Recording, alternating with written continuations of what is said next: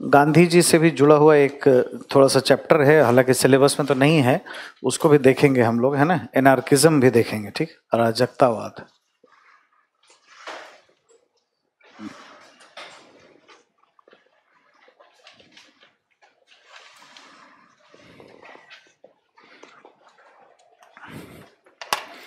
ये कई बार पूछ दिया जाएगा कि क्या महात्मा गांधी जो हैं वो एनार्किस्ट थे क्या?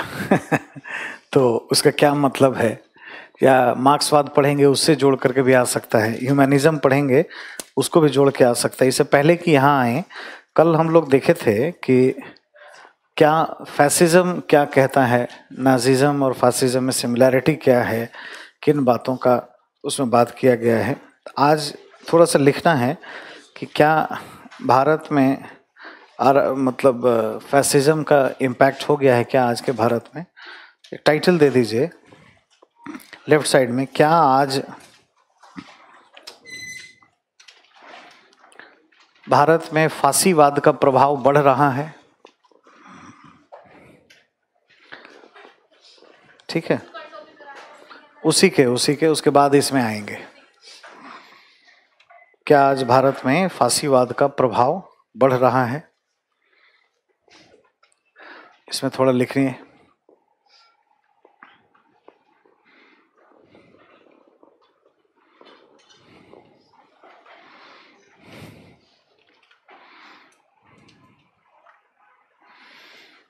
आज के भारत में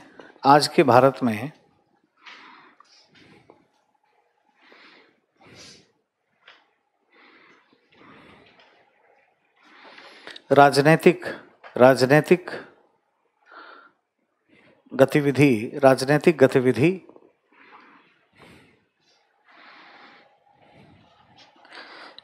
गतिविधियों में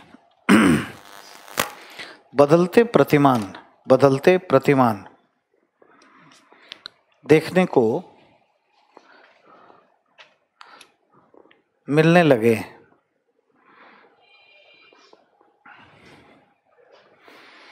बदलते प्रतिमान देखने को मिलने लगे हैं।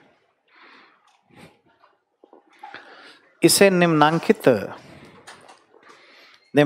परिप्रेक्ष्य में देखा जा सकता है। निम्नांकित परिप्रेक्ष्य में देखा जा सकता है। निम्नांकित परिप्रेक्ष्य में देखा जा सकता है।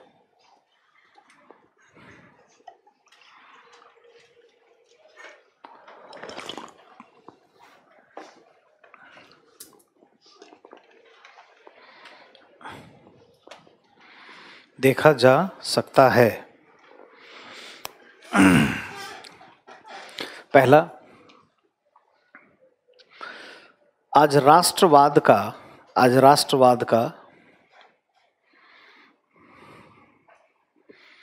अत्यधिक प्रभाव बढ़ रहा है।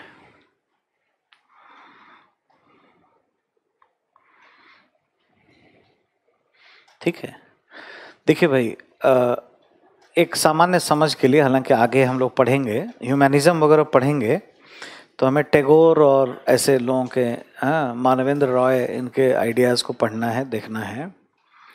तो अगर कभी सवाल पूछा जाए इंटरव्यू में कि भारत में उपनिवेश हम लोग क्यों हो गए, या अफ्रीका, एशिया के देश उपनिवेश क्यों बन गए, हम क्यों साम्राज्यवादी नहीं बने, उसका कारण क्या है? हमारे यहाँ कभी नेशनलिज्म जो है बहुत रहा नहीं, बिखरा हुआ रहता है। हमारे यहाँ क्या है, सामाजिक व्यवस्थाएं मजबूत रही, समाज डोमिनेट करता है शुरू से।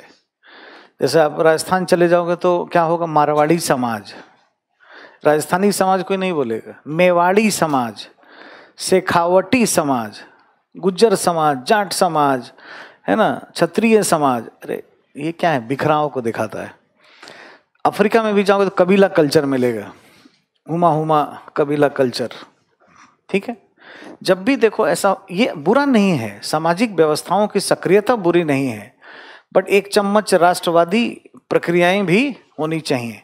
हम जब स्वतंत्रता संघर्ष का आंदोलन कर रहे थे तब तो राष्ट्रवादी बने, चीजों को अपने लोकल चीजों से ऊपर उठ करके, जाति धर्म और बाकी ब्ला ब्ला चीज़ों से ऊपर उठ करके और राष्ट्रवादी चीज़ों को डेवलप करने के लिए महात्मा गांधी जैसा नेता मिल गया जो बिना बताए हमें एक बना दिया।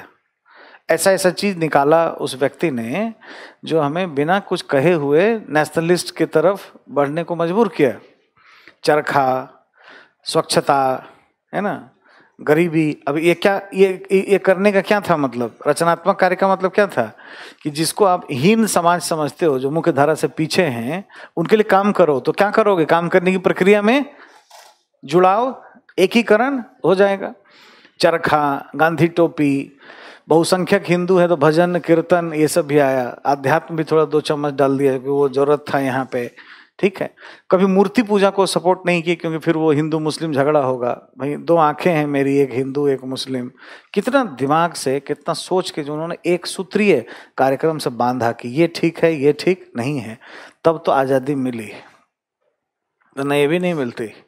हालांकि अंग्रेज फ्रस्ट्रेट हो गए तो दे के चले जाते, छोड़ के चले जाते। लेने वाली जो बात होती है कि मैं कह के लूंगा टाइप का, वो नहीं हो पाता ऐसे, है ना। छीन के लेंगे आज़ादी जो चल रहा है बाहर, वो सब हम लोग पहले जो किए थे वो सब नहीं होता। तो कहीं भी किसी भी जगह पे जहां राष्ट्रवादी प्रवृत्ति नहीं रहेगी ना, वहां उपनिवेशवाद आ जाएगा। और यूरोप हमेशा क्या है, स्टेट पावरफुल रहा है। लोग स्टेट के लिए बहुत सशक्त रहते हैं।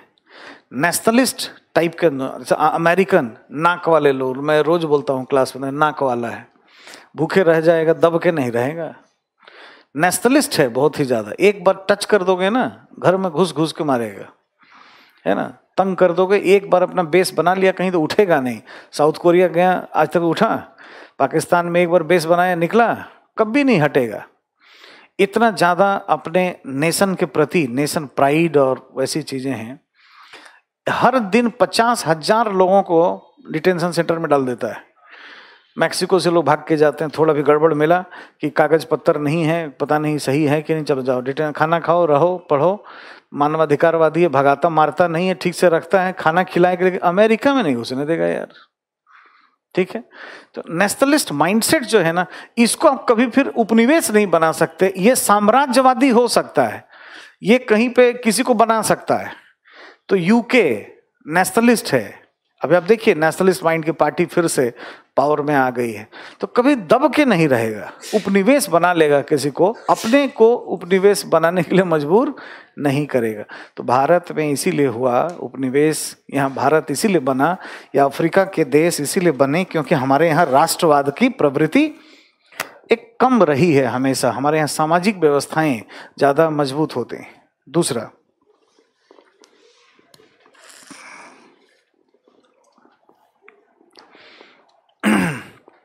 आज की राजनीति में धर्म का प्रभाव, हालांकि पहले भी रहा है, कोई नया नहीं है, लेकिन मतलब अभी है। धर्म का प्रभाव देखने को मिलता है। देख ही रहे हो लोग, कितना हनुमान चालीसा चल रहा है।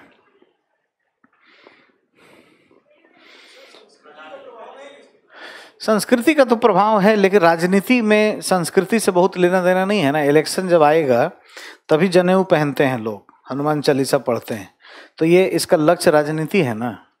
धर्म का प्रभाव तो है ही जाति में, ठीक है। अभी आईजीपी में तो सब पढ़ा ही चुके हैं, सांप्रदायिकता, धार्मिकता, है, तो इसमें कहने का नहीं। अब चूंकि भारत तो रिलीजियस कंट्री है ही, रहा ही है, महात्मा गांधी भी करते थे, लेकिन कहाँ वैसा उन पे आरोप लगता है। तो किताब भी लिखे, मैं हिंदू क्यों हूँ, और खुल के बताए कि धर्म मजहब नहीं है, जो वे ऑफ लाइफ है, इजियर लाइफ है। नहीं, धर्म को भी बढ़ावा दिया। हिंदू संस्कृति तो दूसरा चीज हो गया फिर, मतलब हिंदू शब्द से जो टच होता है नॉन हिंदूज को, वो तो है ही। और उसी ग्राउंड पे लोग फांसीवादी कह भी देते हैं, सरजील इमाम टाइप के लोग, है ना, जेएनयू में पढ़ के भी मूर्खता लेके आए हैं वहां से, है ना। तो ये तो है ही ना। टच क्या कर रहा है मतलब इससे, है ना। राजनीति में वो नहीं देखा है, उन्होंने तो किया। गांधीयन थॉट्स में ये कहीं नहीं था कि हम एक धर्म को बढ़ावा देंगे, ये तो जनरल लाइफ है, कल्चर है। बट अन्य को क्या असर पड़ रहा है ऐसा? अच्छा, आप किसी भी सभ्य जगह पे ही बोलोगे तभी तो लोग मानेंगे कि हाँ Hindu is a way of life. बाकी बाहर बोल के दिखाओ, शाहीन बाग में जाके बोल के दिखाओ कि ये तो वे ऑफ लाइफ है भाई, हैं? देखो लोग क्या बोलते हैं वहाँ पे। जो ये नाम लेने से भी गुस्सा जाएंगे तो फिर आप फिर कैसे ये करते हैं? हिंदू देवी देवता का कितना तरह का तस्वीर और कार्टून बन जाएगा एक ही दिन में, ठीक है? तो ये हेट्रेड है ना अपने आप में, दूसरों को थोड़ा सा टच कर जाता है, वो जल्दी से बिलीफ सिस्टम आता है। जब सुप्रीम कोर्ट बोल चुकी है, अब बोलने के लिए तो सुप्रीम कोर्ट को भी लोग कह देंगे भाई। और आपको लिखवाया है मैंने एग्जाम्पल, धर्म उर्म पढ़ाते समय और भाषा की राजनीति पढ़ा, संविधान जला गया है इस देश में।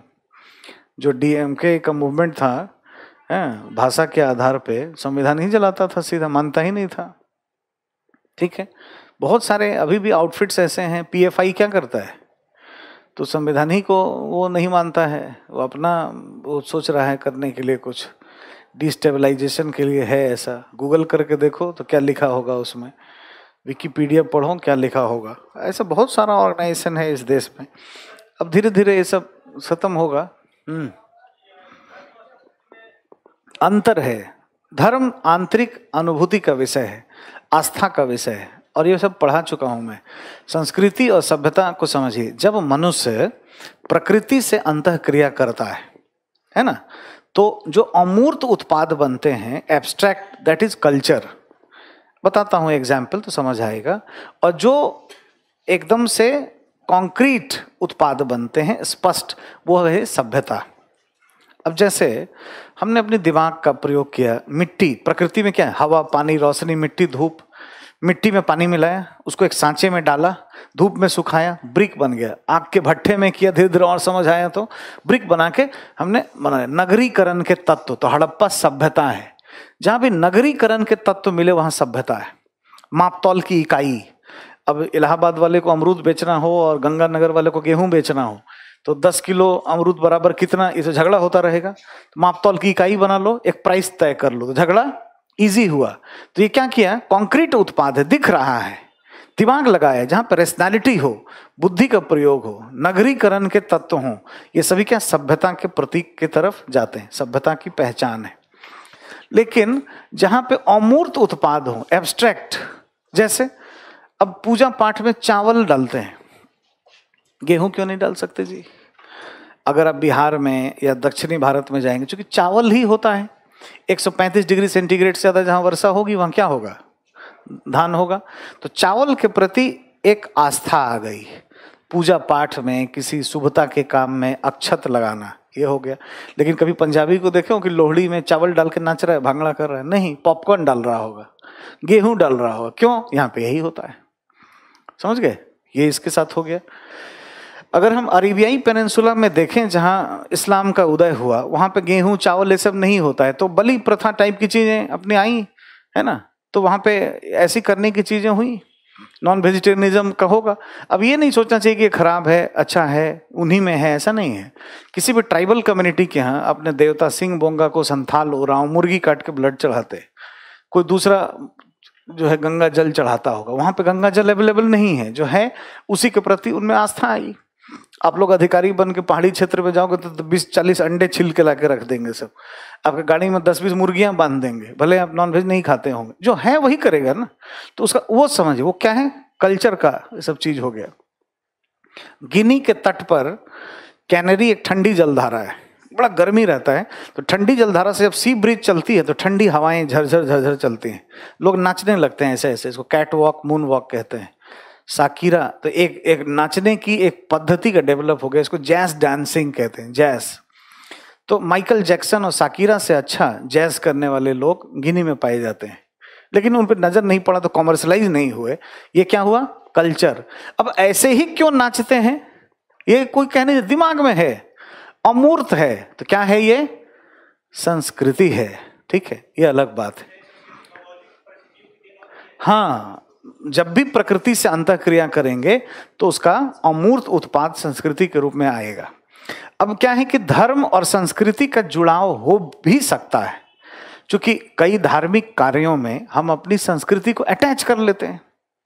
जैसे मान लो चावल के प्रति हमारे में आस्था आई और हम आंतरिक शांति के लिए एक ईश्वर का कुछ मूर्ति लगा के, फोटो लगा के, जो भी पत्थर लगा के हम बैठे हैं, तो चावल भी डाल दिए, इसके प्रति आस्था थी।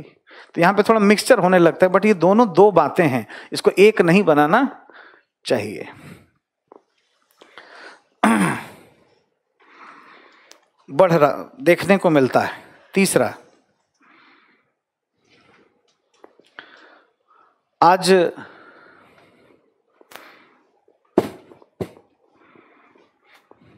जिस तरीके से संप्रभु कानून बनाए जा रहे हैं, जिस तरीके से संप्रभु कानून बनाए जा रहे हैं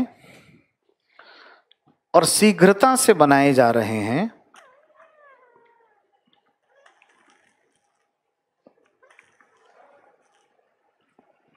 शीघ्रता से बनाए जा रहे हैं,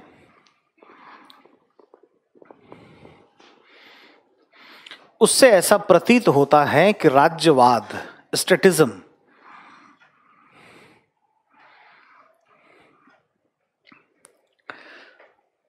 राज्यवाद का विस्तार हो रहा है। राज्य सक्रिय होता जा रहा है, सक्रिय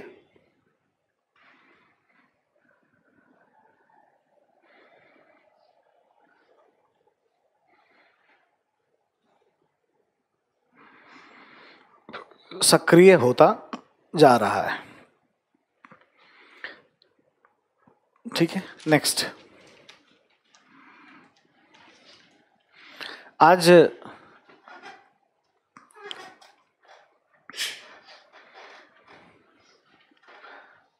सिर्फ जम्मू कश्मीर को अभिन्न हिस्सा ही नहीं माना जा रहा है, बल्कि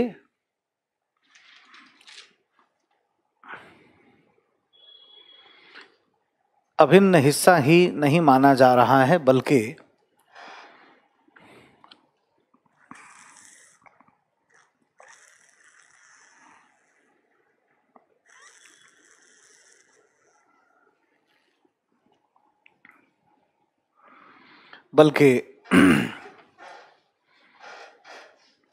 पीओके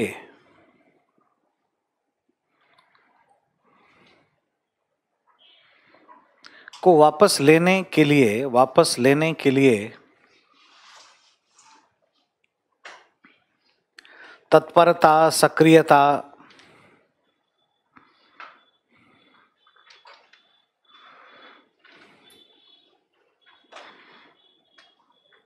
देखने को मिल रही है।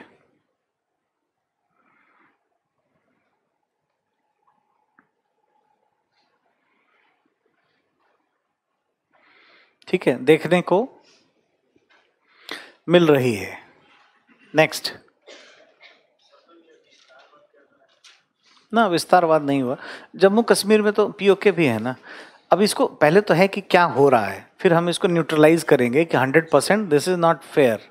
हम अगर ये कहते कि नेपाल भूटान ले लेंगे, हम ये कहते पाकिस्तान ही ले लेंगे, है ना, तब वो माना जाता कि विस्तारवादी हम हो रहे हैं, तो फासिस्ट नेचर की तरफ बढ़ रहे हैं। नेक्स्ट।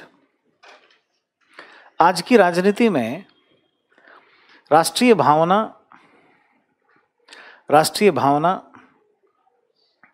और राष्ट्रीय एकीकरण के तत्व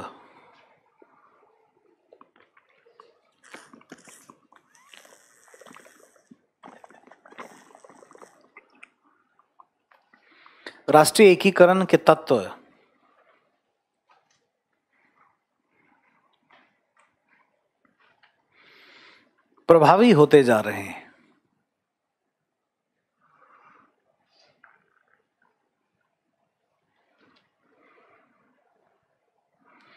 प्रभावी होते जा रहे हैं।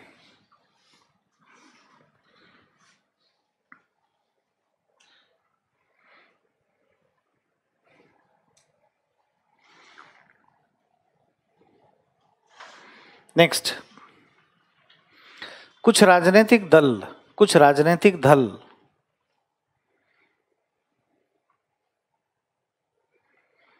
भावनाओं को अधिक महत्व दे रहे हैं, इमोशंस, खास करके राष्ट्रीय भावना। भावनाओं को अधिक महत्व दे रहे हैं।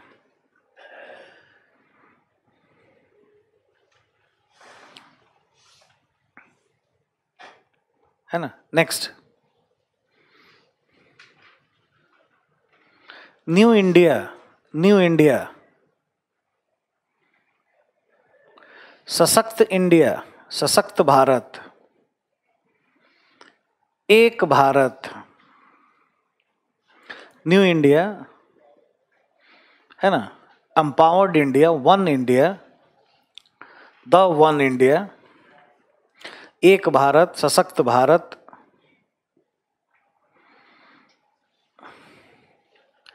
जैसे पहलुओं पर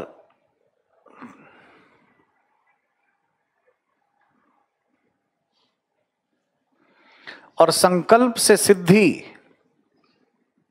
संकल्प से सिद्धि, आगे की बात करना है ना, पॉलिटिक्स ऑफ मिथ, 100% नहीं है ये, बट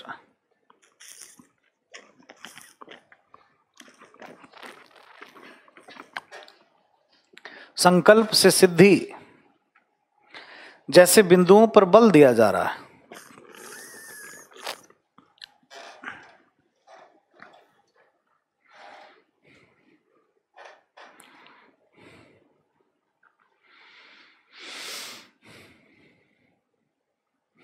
पैराग्राफ छोड़कर उपर्युक्त वजहों से, उपर्युक्त वजहों से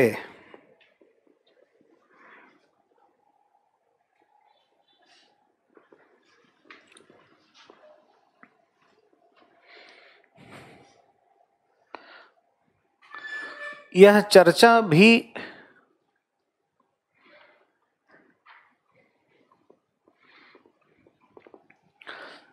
उत्पन्न हो रही है कि भारतीय राजनीति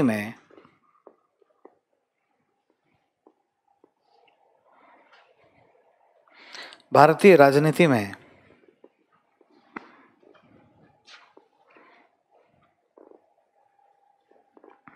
फासीवादी तत्वों का प्रभाव बढ़ रहा है। फैसिस्ट एलिमेंट्स, फासीवादी तत्वों का प्रभाव बढ़ रहा है, जिसका नकारात्मक परिणाम अधिनायक तंत्र, डिक्टेटरशिप, अधिनायक तंत्र के रूप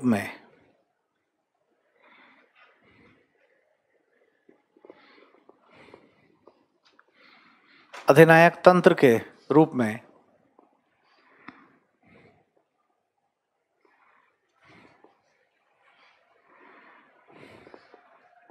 देखने को मिलता है।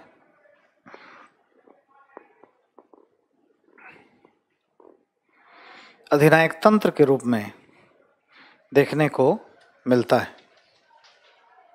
ठीक है, अब हमें इसको, ये सारे जो सिम्टम हैं, इनको जस्टिफाई करना है, देखना है क्या एक्चुअल में फासिस्ट हो गए क्या। नंबर 1 देखिए, फासिस्ट होने के लिए, हाँ जी,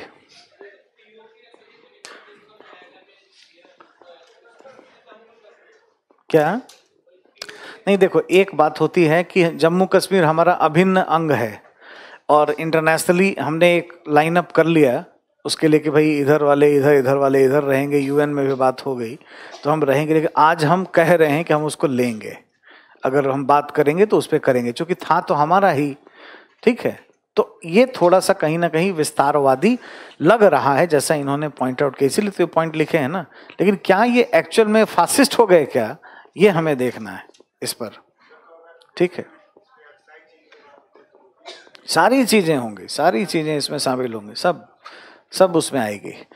तो अब क्या है कि हमें जस्टिफाई करना है, देखना है कि क्या इसका सिम्टम है क्या।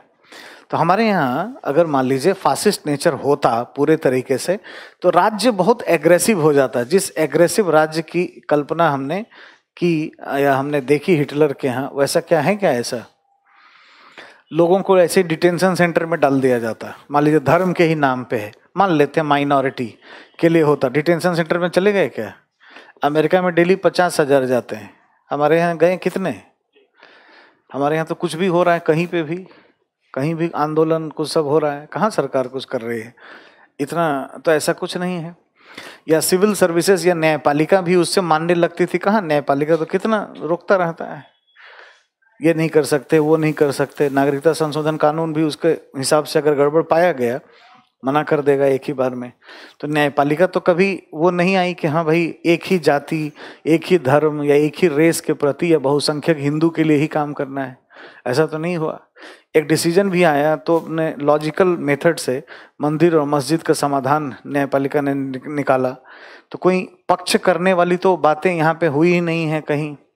फिर है कि भाई एक नेता का प्रभाव बढ़ जाए, तो मोदी जी ही नेता थोड़ी हैं एक देश में। जितनी पार्टियां हैं, मल्टी पार्टी सिस्टम है, सभी में एक नेता का प्रभाव। मुलायम जी से ज्यादा प्रभाव किसका है? अब उनके पुत्र से ज्यादा प्रभाव किसका होगा उनके पार्टी में? जयललिता जी थी तो किसका प्रभाव था?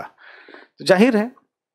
और कभी भी इंडिया में वन वन वन बहुत ज्यादा हो नहीं पाएगा, क्योंकि सामाजिक व्यवस्थाएं यहाँ पे बहुत काम करती, एम्पावर्ड है। हम लोग जो हैं छोटे छोटे सामाजिक व्यवस्थाओं में बंधे हुए हैं। कभी भी नेशनलिस्ट नेचर बहुत ज़्यादा इस देश का बैकग्राउंड में कभी रहा ही नहीं है। हम उपनिवेशवाद में भी गए, ये एक नुकसान है उसका। साम्राज्यवादी हम नहीं बनते हैं, ये उसका फायदा है। जैसे उन्होंने कहा ना विस्तारवादी हुए कि नहीं, हम विस्तारवादी कभी नहीं हो सकते। ये चाइना हो सकता है, क्योंकि हमारे यहाँ की सामाजिक व्यवस्थाएं मजबूत हैं, चाइना की सामाजिक व्यवस्थाएं मजबूत नहीं हैं। चाइना का राज्य एक राष्ट्र जाति को, जिसका नाम है हान कम्युनिटी, इन्हीं को बहुत एम्पावर करता है, जो उनके बहुसंख्यक हैं। 57 राष्ट्र जातियों में इनको जबरन आरोपित करता है। चाहे वो उग्यूर को हटाना हो, मुस्लिम कम्युनिटी जो है जिंगजियांग प्रांत से, या टाइबेट से तिब्बतियों को भगाना हो, तो हान को क्या करेंगे? फोर्सफुली वहाँ भेज देंगे। तो राज्य ये सब काम कर रहा होता है, ना कि खुद हान जाते हैं ये करने। ठीक है, तो ये चीज़ है, ये सिम्टम इंडिया में नहीं है। उड़ीसा में आप देख लिए, बीजू पटनायक को हरा पाएगा? कौन सा पार्टी का इतना इन्फ्लुएंस है? कभी भी चुनाव करा लीजिए, बीजू जनता दल, दैट्स ऑल। पटनायक पटनायक पटनायक, सारा फेल कर जाएगा, राष्ट्रवाद वही जीतेगा। और अगर आप सिक्किम चले जाइए, किसी भी बिहार, यूपी, राजस्थान के लंबे तगड़े मुख्यमंत्री को बोलिए कि यही हमारा नेता है, और ये दिल चीर के दे देगा आपके लिए। एक बार वोट दे के देखिए, तो वो 54 वोट भी मिल जाए तो बताना। वो छोटा छोटा आंख वाला चाहिए, प्रजातिवाद वो वही चाहिए। 25 साल से एक व्यक्ति चीफ मिनिस्टर था, थक के छोड़ दिया, फिर दूसरा उसी रेस का बना चीफ मिनिस्टर। आप लॉन्च करके देखिए, नेशनलिस्ट पार्टी बन के जाए, कांग्रेस, बीजेपी, कोई चले जाए, जो भी चाहती है या सोचती है कि हम कर लें, कभी चुनाव जीत के दिखा दे, होगा ही नहीं। दिस इज कॉल्ड इंडिया, विभिन्नता में एकता। तो इसीलिए यहाँ पे कभी फासिस्ट नेचर कभी भी नहीं हो सकता है, या ऐसा सिर्फ कह देना कि ऐसा हो जाएगा, ये भी सही नहीं है। ठीक है, पैराग्राफ छोड़िए। किंतु भारतीय परिप्रेक्ष्य के निम्नांकित पहलू ऐसे अवरोध एवं संतुलन का कार्य करते हैं, ऐसे अवरोध एवं संतुलन का कार्य करते हैं जो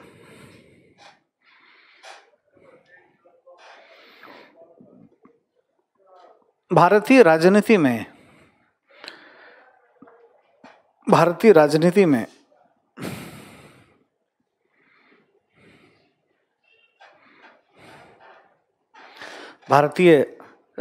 में फासीवादी चरित्र के प्रसार पर रोक लगाते हैं।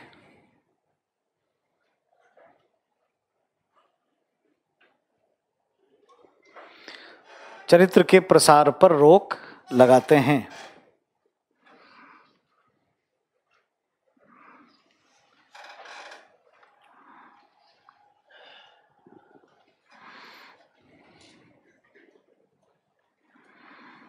ठीक है,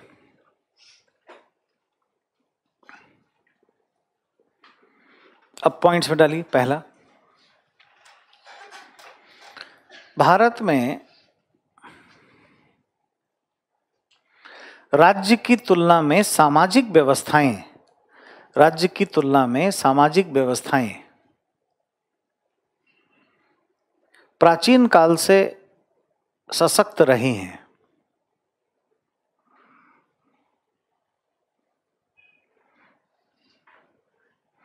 तो बहुत काम समाज कर देता है, राज्य बहुत काम नहीं करता है। ठीक है, कहीं ट्रेन एक्सीडेंट हो जाएगा ना, तो अगल बगल गांव के लोग आके चाय कॉफी पिलाने लगेंगे, एक वहां लंगर खोल देगा कोई आके, भले धर्म के नाम पे ही, है ना, कुछ खिलाने। आना किसको चाहिए? एडमिनिस्ट्रेशन को। आएगा कौन? आरएसएस, देवबंद, ये सब आ जाएंगे, ये सब खिलाने लगेंगे। उसी में अपना धर्म का भी एक पर्चा बांटाएंगे। या होली क्रॉस, केरला में एक्सीडेंट होगा तो होली क्रॉस आके बांट देगा, बाइबिल का छोटा सा एक दे देगा, सर ले लीजिए पढ़िएगा आप, देखें हाथ, कोई गीता दे आएगा, कोई कुरान शरीफ दे देगा, ये उसका है। ये भले ये है बट हेल्प कर रहा है ना। तो क्या सोसाइटी बहुत इन्फ्लुएंशियल है।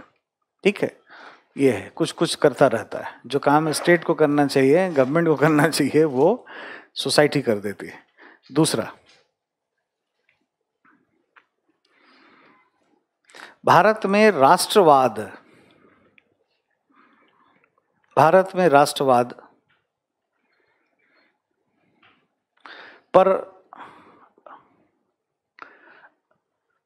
प्रारंभ से ही अत्यधिक बल देने के बजाय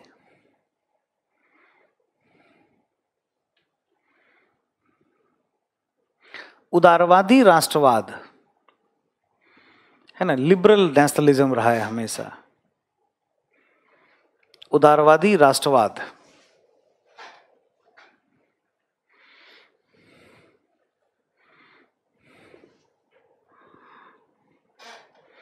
का प्रभाव रहा है, प्रभाव रहा है, और सामाजिक विभिन्नता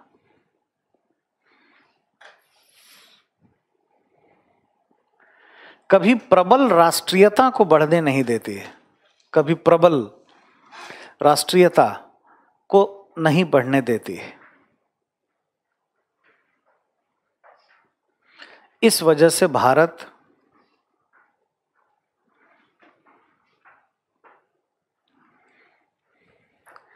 साम्राज्यवादी नहीं बनता है ना, इंपीरियलिज्म की तरफ नहीं जाता है।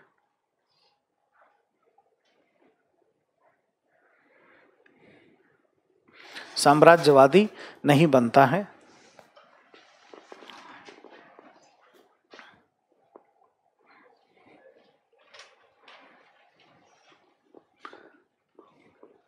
और यहां अधिनायक तंत्र, डिक्टेटरशिप, अधिनायक तंत्र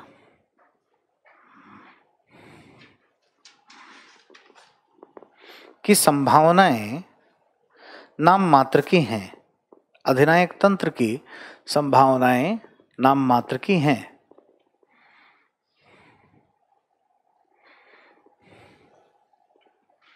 ठीक है, नेक्स्ट। भारतीय राजनीति के विभिन्न दलों में, भारतीय राजनीति के विभिन्न दलों में अध्यक्ष या किसी न किसी एक नेता का प्रभाव है। अध्यक्ष या किसी न किसी एक नेता का प्रभाव है।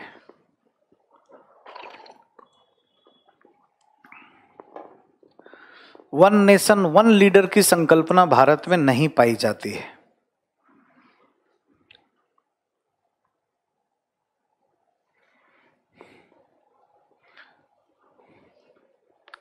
नेता का प्रभाव है, उसको वन नेशन वन लीडर की संकल्पना भारत में नहीं पाई जाती है।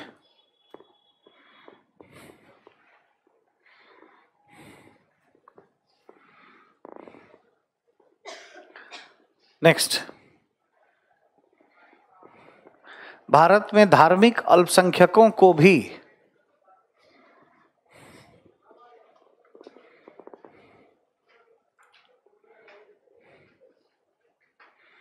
उतने ही अधिकार दिए गए हैं। धार्मिक अल्पसंख्यकों को भी उतने ही अधिकार दिए गए हैं जितने अन्य को, जितने अन्य को, इतना ही नहीं, राज्य ऐसे संप्रभु कानून बना करके, राज्य ऐसे संप्रभु कानून बना करके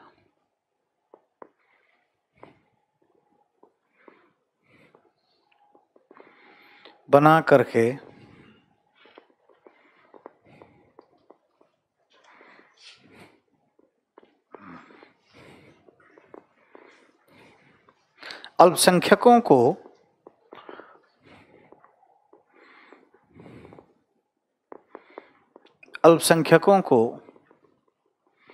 और अधिक अधिकार देता रहता है।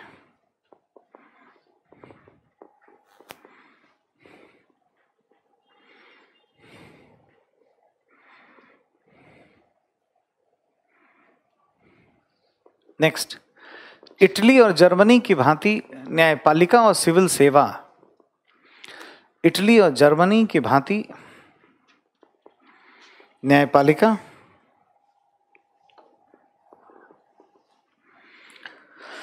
न्यायपालिका और सिविल सेवा किसी एक राजनैतिक विचारधारा या फासिस्ट भावना की भक्त नहीं हो गई है।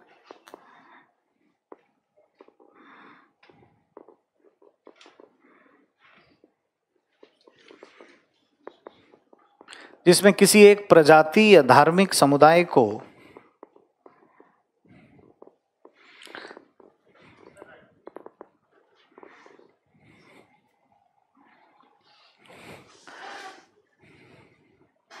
जिसमें किसी एक प्रजाति, रेस या धार्मिक समुदाय को बढ़ावा देने के लिए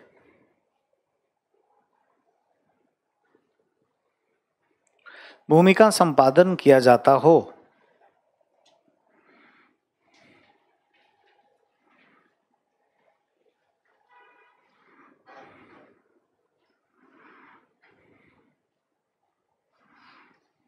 नेक्स्ट, पीओके भारत का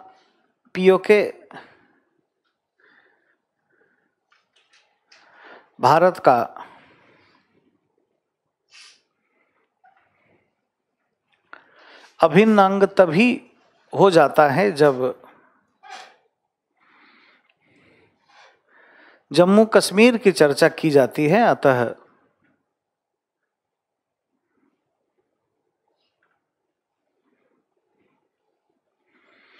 एक वैध विलय पत्र के माध्यम से 26 अक्टूबर 1947 से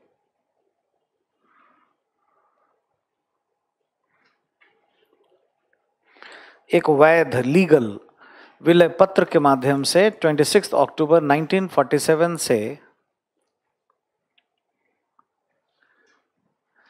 यह भारत का अंग है।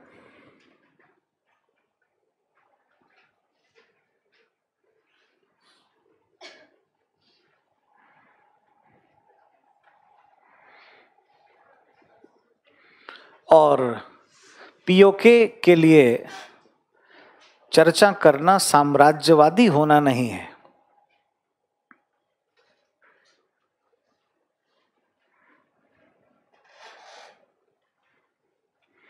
साम्राज्यवादी होना नहीं है।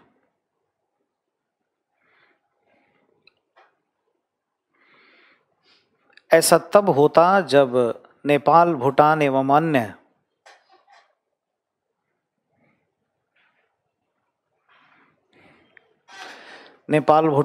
अन्य दूसरे संप्रभु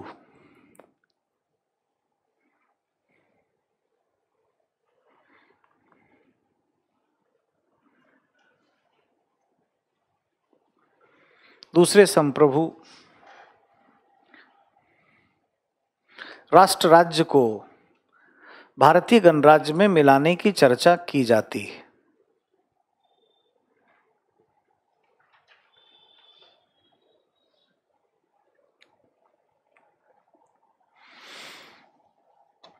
अतः कहने की आवश्यकता नहीं है कि कहने की आवश्यकता नहीं है कि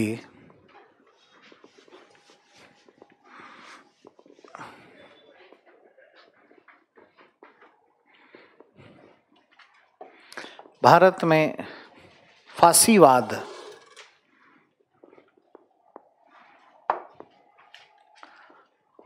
का प्रभाव कभी भी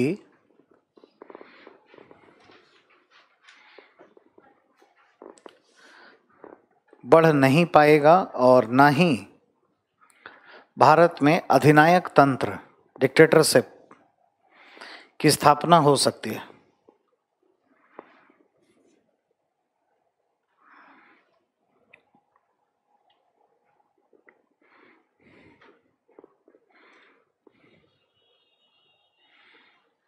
ठीक है। अब एक विचारधारा है जी अराजकतावाद, ठीक है, एनार्किज्म, और गांधी जी को कहते हैं हम लोग अराजकतावादी थे। कभी आपसे पूछेंगे तो कैसे थे, और ये अराजकतावादी कैसे होना अच्छा भी है, मतलब ऐसे नाम जब हम बोलते हैं अराजकता तो ऐसा लगता है कि डिस्ट्रॉय करेगा, क्योंकि आज अराजकता शब्द को बिगाड़ दिया गया है। आज जिस दुनिया में आप जीते हैं उसमें अराजकता का वो अर्थ नहीं है जो इसका एक्चुअल मीनिंग है। आज जैसे अराजकतावादी हम किसको बोलेंगे? नक्सल को। एंटी स्टेट एक्टर सब है, माओइस्ट, नक्सल, अलगाववादी जो ब्लास्ट व्लास्ट करा दे, पीएफआई, ऐसे ऑर्गेनाइजेशंस को उसमें लेकर के हम चलेंगे। बट हम लोग गांधी जी के लिए ये कहते थे अराजकतावाद कोई खराब चीज नहीं है, पहले ये समझना चाहिए। इसमें क्या है, ये इस चाहता क्या है, इसका क्या चाहता है, तो राज्य का अंत चाहता है, स्टेटलेस होना चाहिए। कार्ल मार्क्स कहता था स्टेटलेस, क्लासलेस होना चाहिए। महात्मा गांधी के विचारों में आपको क्या बताया? संसदीय लोकतंत्र के अगेंस्ट में थे, केंद्रीकृत सत्ता न हो, गांव का एक समूह बना दिया जाए। अराजकतावादी इन्हीं अर्थों में उनको कहा जाता है। लेकिन फांसीवादी बिल्कुल नहीं थे, है ना, वो बिल्कुल गलत वो आइडियोलॉजी है, समझ का अभाव है। राज्य का अंत होना चाहिए। तो राज्य का अंत क्यों होना चाहिए? क्या ऐसा? राज्य तो अच्छा चीज है, अंत क्यों होना चाहिए जी? तो सामाजिक बुराई, सामाजिक बुराई की समाप्ति के लिए। अब देखिए, पहले तो राज्य आया क्यों? तो सामाजिक हितों के नाम पे ही आया है, व्यक्ति की बुराई को दबाने के लिए। तो अगर हम अब आगे पढ़ेंगे थ्योरिस्ट, तो हम क्या हैं, हॉब्स, लॉक, रूसो के यहाँ जाएंगे। हॉब्स ने मैकियावेली के चरित्र को लिया, ह्यूमन नेचर, और यहाँ से बताया क्या है भाई मानवीय प्रकृति, ह्यूमन नेचर क्या है।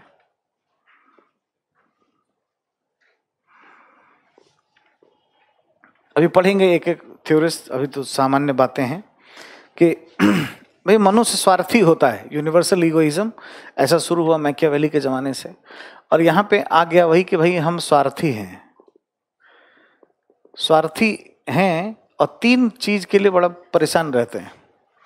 मनुष्य अंदर से परेशान है, अंदर से शांत नहीं है, तीन वजह है उसका, चौथा नहीं है अकॉर्डिंग टू हॉब्स। वैभव के लिए है, प्रतिस्पर्धा बहुत कर रहा है आवश्यकता से ज्यादा, और अविश्वास, ब्रीच ऑफ ट्रस्ट, ये है ही नहीं, उसका आत्मा शांत नहीं है। तो ये जब नहीं है तो अपने स्वार्थ सिद्धि के लिए अटैक कर रहा है, एक दूसरे पर है, छीन रहा है। बड़ी मछली छोटे मछली को खा रही है, ऐसी जीवन पद्धति है। तो यहाँ पे क्या हो जाएगा फिर? सोसाइटी कैसा होगा? एनार्किस्ट टाइप का होगा, अच्छा नहीं होगा, मार धाड़, ये वो लूटपाट टाइप का चीज होगा, जो आज के शब्द हम समझ रहे हैं, डिस्टेबलाइज करने का कुछ होगा। यहाँ भी डिस्टेबलाइजेशन नहीं है ना राज्य का, लेकिन पॉजिटिव सेंस में है। आज हम इसको नेगेटिव सेंस में लेते हैं। नक्सल सीधा कि हम उड़ा ही देंगे, हम ऐसा, पुलिस वालों, पुलिस के आउटफिट पर अटैक करता है, ठीक है, वो सब बातें इसमें नहीं थी। लेकिन तो इसलिए चूंकि लॉ एंड ऑर्डर की समस्या होगी, मारकाट होगा, कबाइली समाज हो जाएगा, तो राज्य होना चाहिए। तब इसने क्या है, सोशल कॉन्ट्रैक्ट करके राज्य की कल्पना को प्रस्तुत किया कि राज्य हो, राज्य होगा तो क्या करेगा, क्या कर देगा? लॉ एंड ऑर्डर, कानून एवं व्यवस्था को बनाएगा, शांति, पीस एंड ऑर्डर के लिए मेंटेन रखेगा और सबके हित के लिए काम कर पाएगा, ब्ला ब्ला ऐसा। लॉक के यहाँ जाके विचार बदल गया। लॉक ने 100% नहीं माना कि मनुष्य स्वार्थी है, परमार्थी भी होता है, तो ये एजम्पशन ही खत्म हो गया। लेकिन फिर भी राज्य होना चाहिए ताकि साइकोलॉजिकली लोगों को सेफ्टी फील हो। एक मजबूत शक्ति होने से बाकी ठीक हो जाते हैं। बड़े गुंडे आ जाने से छोटे गुंडे शांत हो जाते हैं कि इसके रहते ही अब क्या होगा, है ना। महाराजा धीराज के होते ही छोटे छोटे राजा सब नॉर्मल रहते हैं, इसलिए स्टेट चाहिए। रूसों के यहाँ ये दोनों बात खत्म हो गई। रूसों ने न माना कि न स्वार्थी है न परमार्थी है, कोरे कागज के जैसा है, सामाजिक संस्थाएं इसको अच्छा बुरा बनाती हैं, तो नया चीज लेकर के जनरल विल के आधार पे उसने स्टेट की कल्पना कर दी। वो सब छोड़िए, अभी बात होगा आगे। तो स्टेट का मूल चीज जो है ना, ये stability, law and order, national integration, ये सब चीज होना चाहिए। ये सब काम ये करता है। बट ये अराजकतावादी जो है वो राज्य का अंत करना चाहते हैं, ठीक है। अब इसमें कुछ जो इसको फेवर करने वाली कुछ जो विचारधाराएं होंगी, एक तो कम्युनिज्म हो जाएगा, है ना, साम्यवाद। वो राज्य का अंत चाहता है। राज्य अपने आप में खराब नहीं है, लेकिन खराब हो गया है किसी वजह से। क्या वजह है? शोषण कर रहा है। किसका? पूंजीपति का कर रहा है, गरीब का, सर्वहारा का, आम का, प्रोलेटेरियत का शोषण करने में भागीदार बन रहा है। तो कहीं ना कहीं इसके अगेंस्ट में आइडियाज है। फाइनली जब प्रोलेटेरियत का अधिनायक तंत्र के बाद वाला जो दिन होगा वो राज्य विहीन होगा, राज्य इन्फ्लुएंशियल नहीं होगा, है ना। तो स्टेटलेस की बात करता है, तो कहीं ना कहीं एनार्की उससे आएगी। गांधीज्म,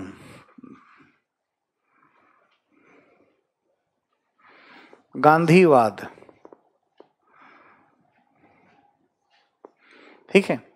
महात्मा गांधी ने संसदीय प्रणाली, संसदीय व्यवस्था और इन सब में बिलीव नहीं किया, क्योंकि भाई सत्ता मंत्री परिषद या मुखिया प्रधानमंत्री के हाथ में चली जाती है, केंद्रीकृत व्यवस्था हो जाती है, 51% लोग रूल करने लगते हैं और कई बार अथॉरिटेटिव हो सकते हैं, हुए भी हैं बहुत सारे उदाहरण। उन्होंने चर्चिल को दिखाया, हमने इंदिरा जी को 2 साल देखा, और इसकी संभावनाएं हैं। तो इसके स्थान पर गांव का ही, मतलब सामाजिक व्यवस्थाएं ही मजबूत रहें और गांवों का झुंड शासन करे तो अच्छा है, उन्हीं को बना लिया जाए। ये अपने आप में एनार्किज्म है। ये स्टेटलेस की बात ये भी कर रहे होते हैं, ठीक है।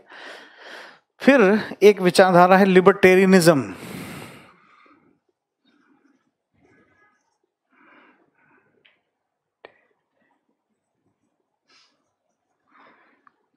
ठीक है, स्वेच्छातंत्रवाद, स्वेच्छातंत्रवाद एक है।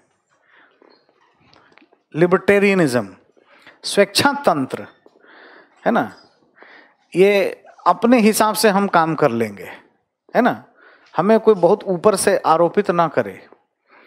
महात्मा गांधी के आइडियाज से ही थोड़ा सा मैच कर रहा है। मतलब सेल्फ गवर्नेंस की बात है, सेल्फ गवर्नेंस, और अपने हिसाब से, कोई ऊपर से कोई आरोपित ना करे। जैसे जहां जहां पे कन्फेडरेशन है, जैसे कन्फेडरेशन कहाँ है तो ऑस्ट्रेलिया, ऑस्ट्रेलिया में स्टेट पावरफुल है, सेंटर पावरफुल नहीं है। जैसे आप देखोगे आईआर में भी इन सब चीज़ों को अटैच करना है। जैसे मान लो भारतीय विद्यार्थियों को ऑस्ट्रेलिया में मारा जा रहा है यूनिवर्सिटी में, या उनके साथ भेदभाव, कोई फिल्म भी बनी थी, कौन सी थी, है ना, आरक्षण नहीं, ऑस्ट्रेलियन वाले इस थीम पे, हाँ कुछ थी, अभी ध्यान नहीं आ रहा है। तो उसमें आप देखोगे कि ऐसे स्टूडेंट्स के साथ हो रहा है। तो हम लोग यूजुअली क्या करते हैं, भारत में खबर आया स्टूडेंट्स ने कहा, तो हम क्या करते हैं, ऑस्ट्रेलिया के एम्बेसडर को बुलाएंगे कि सर हमारे यहाँ भेदभाव हो रहा है, मत करिए, कह देगा हाँ हो गया, एक एडवाइजरी दे देंगे, एक डोजियर्स दे देंगे, हो गया।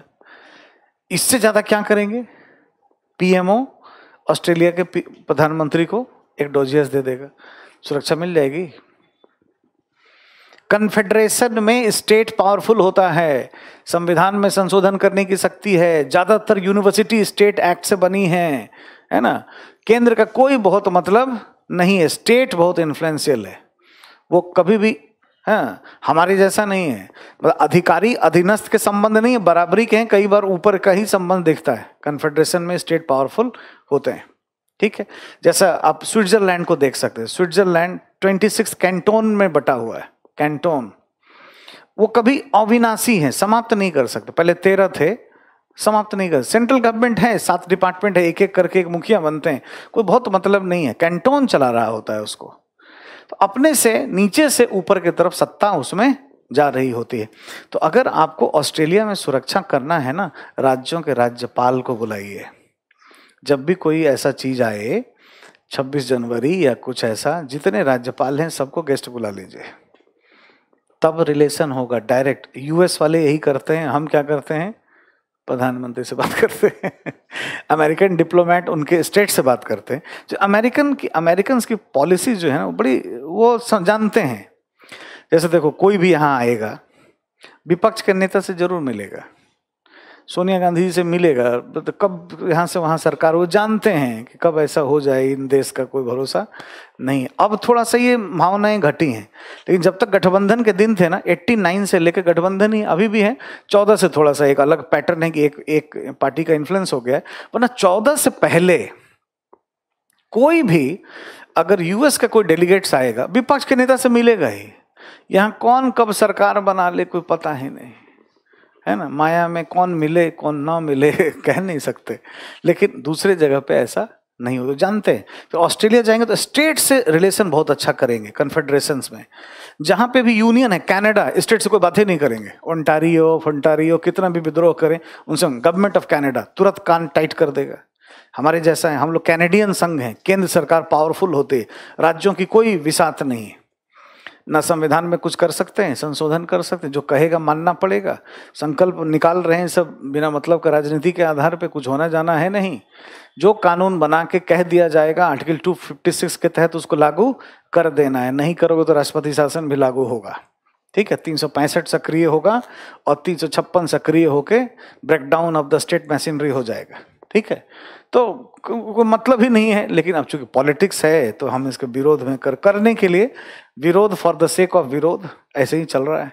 तो हमारे यहाँ कोई मतलब नहीं है। भारत से संपर्क करना है, केंद्र सरकार से करो। केंद्र ने कह दिया दिन में रात, तो क्या कहेगा, रात रात। देखिए ना, चांद तारे दिख रहा है, ऐसा ही करना पड़ेगा, समझिए। तो ये सब क्या है, राज्य के अगेंस्ट में चीजें होती हैं। थोड़ा सा लिखिए भी, एनार्किज्म, अराजकतावाद,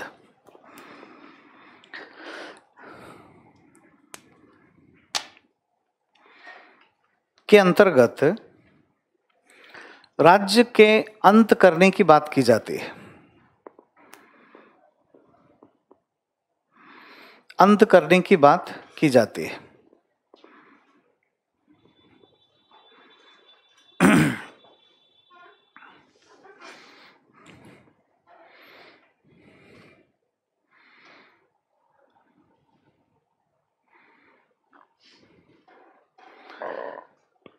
मानवीय समाज की बुराइयों को दूर करने के लिए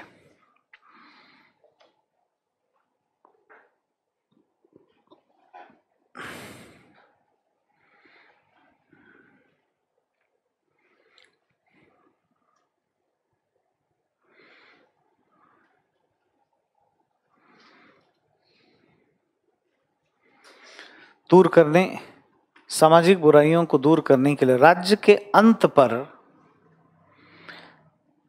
अंत पर इसमें बल दिया गया है।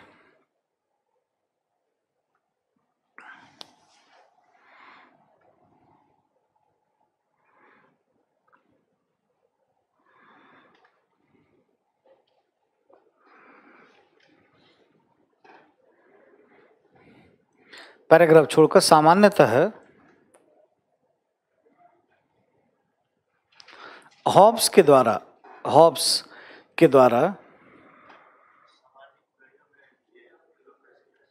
सब आ जाएगा। सोशल सिस्टम में फैमिली भी आता है। सामाजिक अंग में क्या आया, परिवार, शैक्षणिक संस्थान, मित्र मंडली, है ना, hospital authorities, resident welfare association. अब परिवार है तो उसमें दिक्कत है कि नहीं, है ना। सुनो ना, परिवार में दिक्कत है। दिक्कत क्या है, घरेलू हिंसा मान लो, महिलाओं के साथ भेदभाव। तो एक तो इसके लिए विचारधारा है कि इसको ठीक करने के लिए स्टेट होना चाहिए, अच्छा, स्टेट हो करके मान लो वो स्टेट ही अगर मैस्कुलिन स्टेट हो जाए, महिलावादी ना हो, एंटी फेमिनिस्ट हो जाए, तो होगा फायदा? तो उसके लिए फिर स्टेटलेस करने की जरूरत है, उस केस में अराजकतावादी होगा। ब्यूरोक्रेसी 100% देखो स्टेट की पार्ट नहीं होती है, स्टेट से जुड़ी हुई होगी, प्रशासनिक चीज है ना। और जैसे कुछ जैसे बनाया गया कम्युनिटी लाइजन ग्रुप, उसमें एक पुलिस वाला भी है, जैसे दिल्ली में थाना लेवल कमेटी है।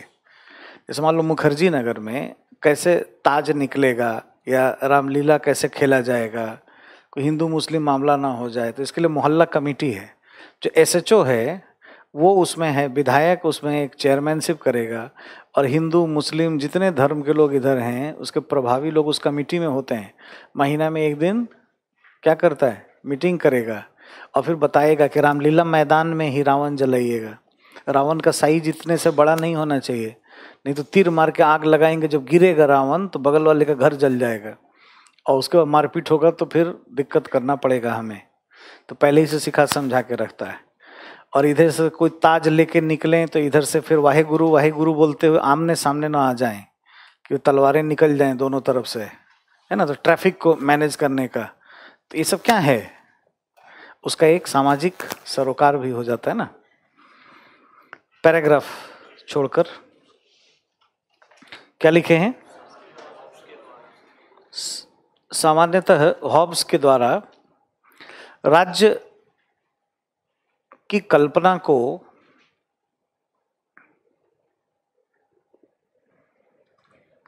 मानवीय प्रकृति को ध्यान में रखते हुए, मानवीय प्रकृति को ध्यान में रखते हुए की गई है।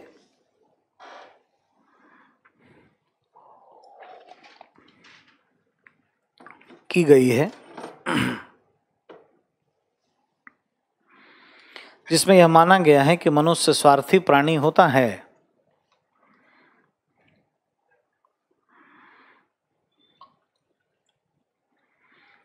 जिसमें यह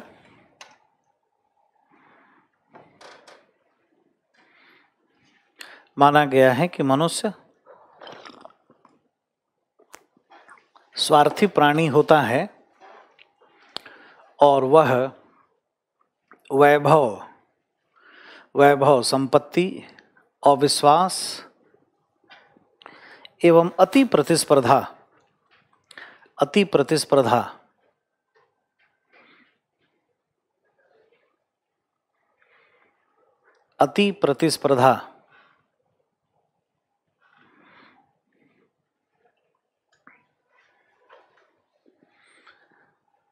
की वजह से अंदरूनी रूप से परेशान है और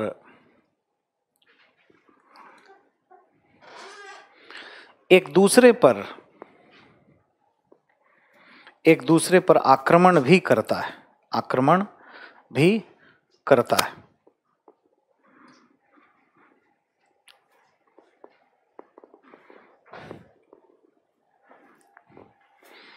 अतः समाज में कबायली संस्कृति व अराजकतावादी प्रवृत्ति का प्रभाव है।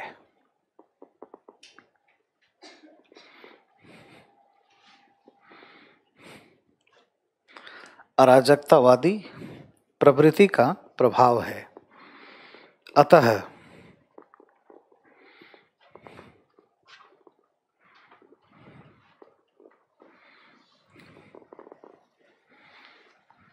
होम्स के द्वारा अराजकता को दूर करने के लिए राज्य की कल्पना की गई।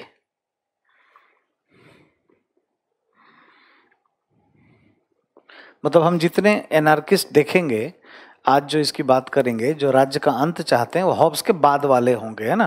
पोस्ट हॉब्स जो थ्योरिस्ट हमें मिलेंगे या विचार, वो इसमें कैटेगरी में शामिल किए जाएंगे। अति प्रतिस्पर्धा का मतलब होगा बगल में आ गया टीवी बड़ा, हमारे यहाँ नहीं आया, उसका कार हो गया, हमारा नहीं हुआ, और हम जिंदगी में सक्सेसफुल हो गए, फिर और ज्यादा और कुछ कर लें, तो इसमें हम अंदरूनी रूप से क्या होंगे, परेशान ही तो होता है ना इंसान। तो वो फिर अनएथिकल काम करता है, कोई ना कोई तिकड़म करेगा, उसके बाद वो दिक्कत होता है, उसमें कहीं ना कहीं मार धाड़, एक दूसरे का गड़बड़ी, तो उससे डिस्टेबलाइज होगा, अनैतिकता आएगी उससे। ठीक है, ठीक है। इससे राज्य की बात की गई है। जो कानून एवं व्यवस्था, शांति और एक प्रशासनिक व्यवस्था का निर्माण करता है, प्रशासनिक व्यवस्था का निर्माण करता है, जिससे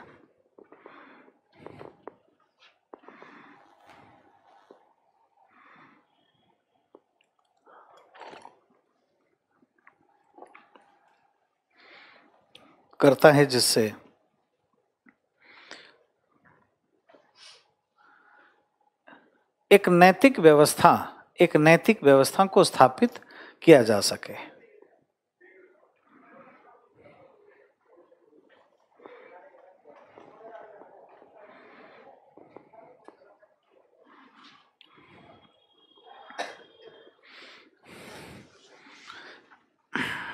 ठीक है, किंतु इस प्रकार स्थापित राज्य के होने से भी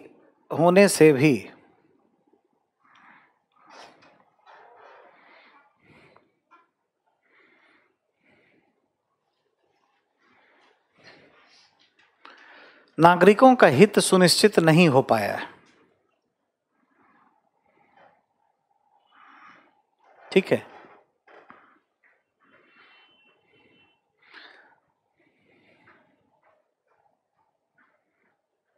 तो सोशल कॉन्ट्रैक्ट जोन में अगर जाएंगे तो 1469 में मैकियावेली जन्मा है, 1588 हॉब्स का है, 1632 लॉक, रूसो 1712 जेनेवा। तो इस जमाने में, मतलब अगर 1588 में है तो थोड़ा जवान होते होते 20-22 साल लगा होगा, बात समझाया बुझाया होगा, है। स्टेट के बारे में पहले से भी चीजें चल रही थी और इसने कह दिया अच्छे से, तो राज्य जैसा चीज आ गया। यानी 16वीं शताब्दी की ये सब बातें हैं। लेकिन कार्ल मार्क्स कब जन्मा है जी? 1818, 19वीं सदी का जन्मा। आगे आने वाले जो है ना, गांधी जी, अब देखिए पोरबंदर है, पहले उधर आ गए, ये सब 19वीं सदी वाले, 20वीं सदी वाले लोग हैं। तो अब क्या है कि इस जोन में, मतलब 200-300 साल के बाद राज्य के महत्व को थोड़ा कम किया गया। एक तो राज्य की कल्पना ही की गई थी कि अराजकता समाप्त करेगा, मारपीट कबायली कल्चर तोड़ेगा। लेकिन अगर राज्य गरीब का शोषण करने वाला हो गया तो कम्युनिज्म इसका अगेंस्ट में है। अगर राज्य हम बनाए भारत के केस में और केंद्रीकरण की मात्रा बहुत हो जाए तो गांधीवाद इसके अगेंस्ट में आ जाता है। ठीक है, और भी बहुत सारे लोग हैं, बट इतने मेजर स्कूल ऑफ थॉट्स जो हैं, मैं उसकी बात कर रहा हूं। पैराग्राफ छोड़िए, इसमें पॉइंट्स डालिए। राज्य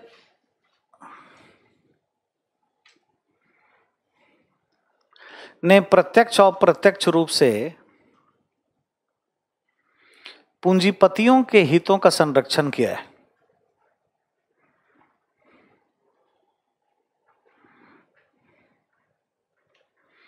पूंजीपतियों के हितों का संरक्षण किया है।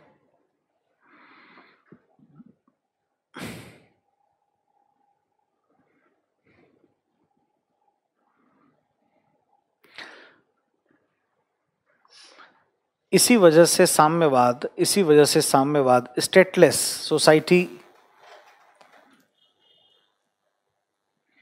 पर बल देता है।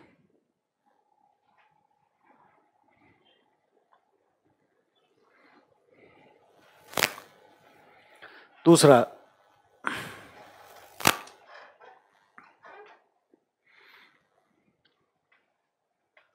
स्वेच्छातंत्रवाद, लिबर्टेरियनिज्म, स्वेच्छातंत्र,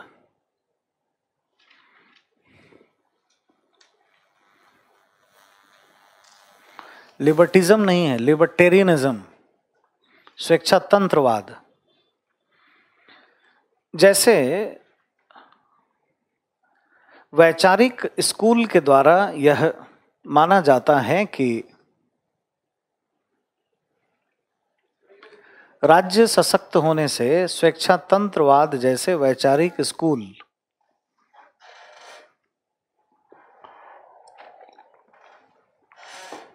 के द्वारा यह माना जाता है कि राज्य के सशक्त होने से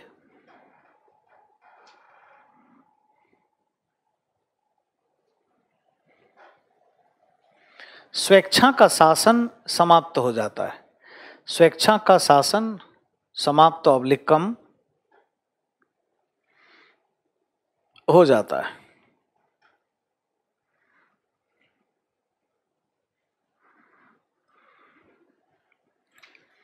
हो जाता है।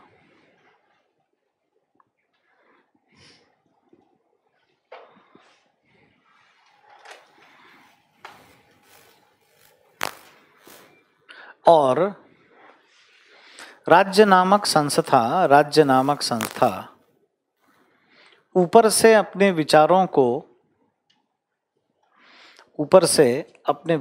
को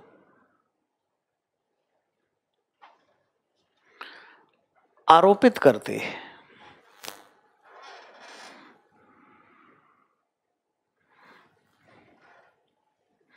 आरोपित करती है मतलब कहीं ना कहीं एक्सरसाइज ऑफ अथॉरिटी, कोअर्सन, ये सब हो जाता है ना। तीसरा,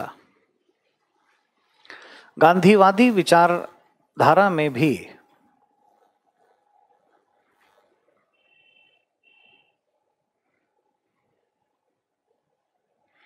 संसदीय लोकतंत्र द्वारा चालित ऐसा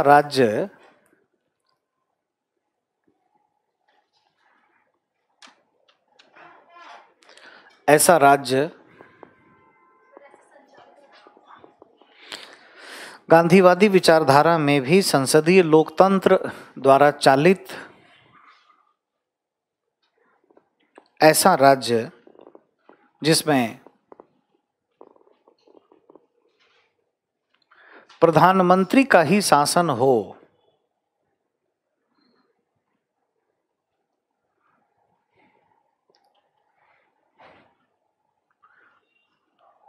ऐसी केंद्रीयकृत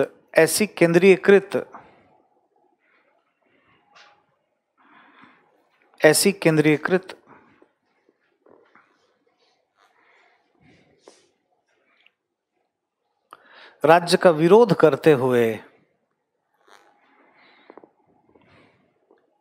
गांवों के एक संघ है ना, विलेज फेडरेशन, गांवों के एक संघ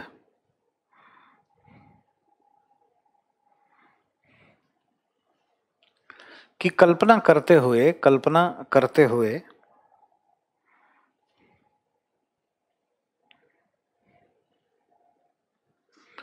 राज्य का विरोध किया गया है। राज्य का विरोध किया गया है।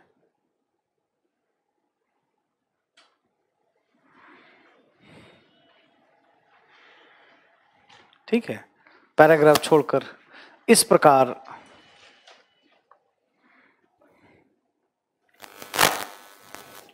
अराजकतावाद का मूल मंत्र राज्य के प्रभाव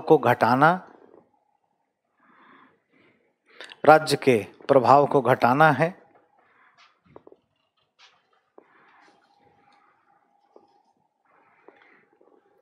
है।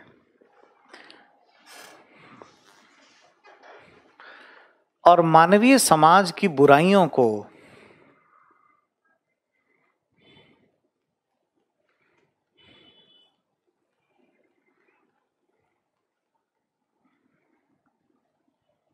समाप्त करना है।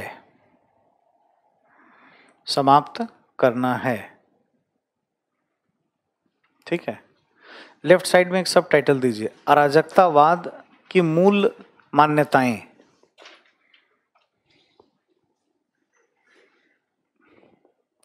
फंडामेंटल प्रिंसिपल्स ऑफ एनार्किज्म, मूल मान्यताएं।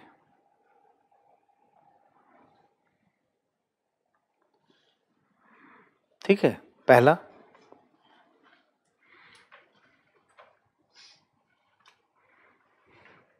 नंबर 1,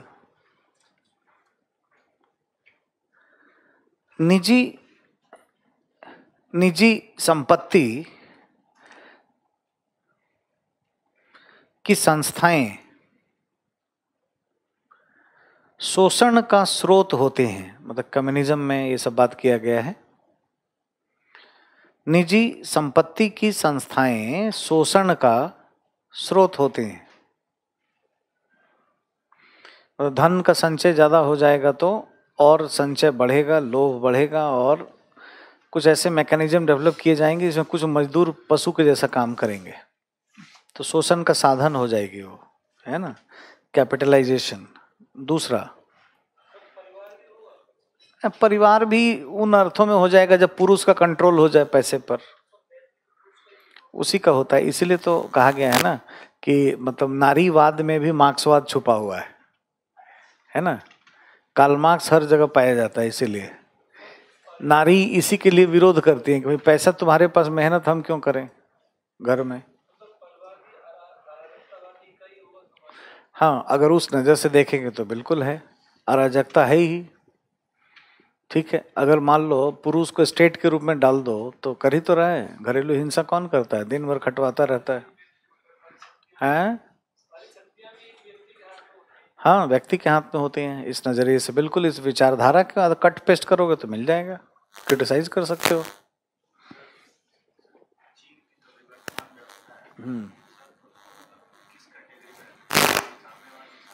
नहीं, थोड़ा फासिस्ट नेचर भी है, थोड़ा फासिस्ट है, साम्यवादी 100% नहीं हो पाया है, कंफ्यूज हुआ है, नव उदारवादी विचारधारा से भी प्रेरित है, तो खिचड़ी टाइप का है।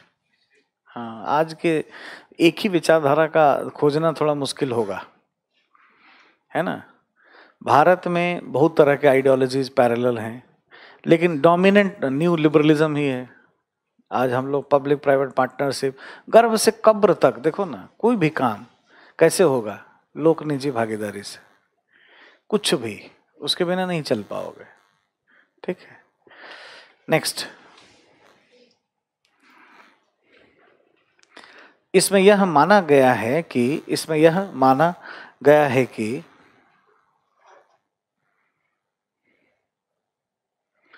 मनुष्य की प्रकृति उत्तम होती है।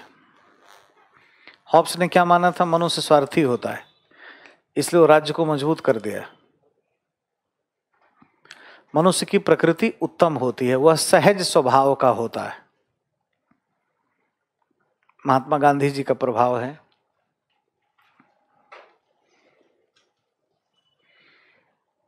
क्या हुआ जी, पंच महाव्रत, सत्य, अहिंसा, अस्तेय और परिग्रह, ब्रह्मचर्य, है ना। तीसरा, इसमें यह भी माना गया है कि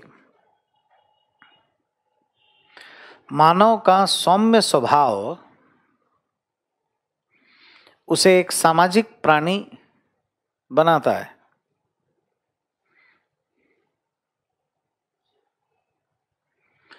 मनुष्य का सौम्य स्वभाव उसे एक सामाजिक प्राणी बनाता है।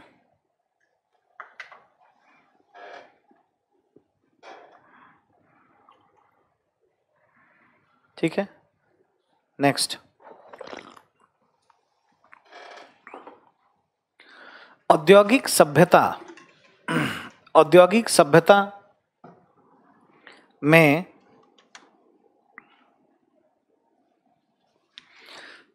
मशीनें मनुष्य की स्वामी बन गई हैं। मशीनें मनुष्य की स्वामी बन गई हैं।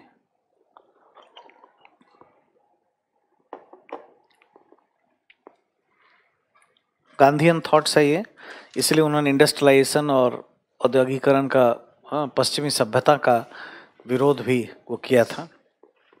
पैराग्राफ छोड़कर उपर्युक्त तरीके से मूल अभिधारणाएं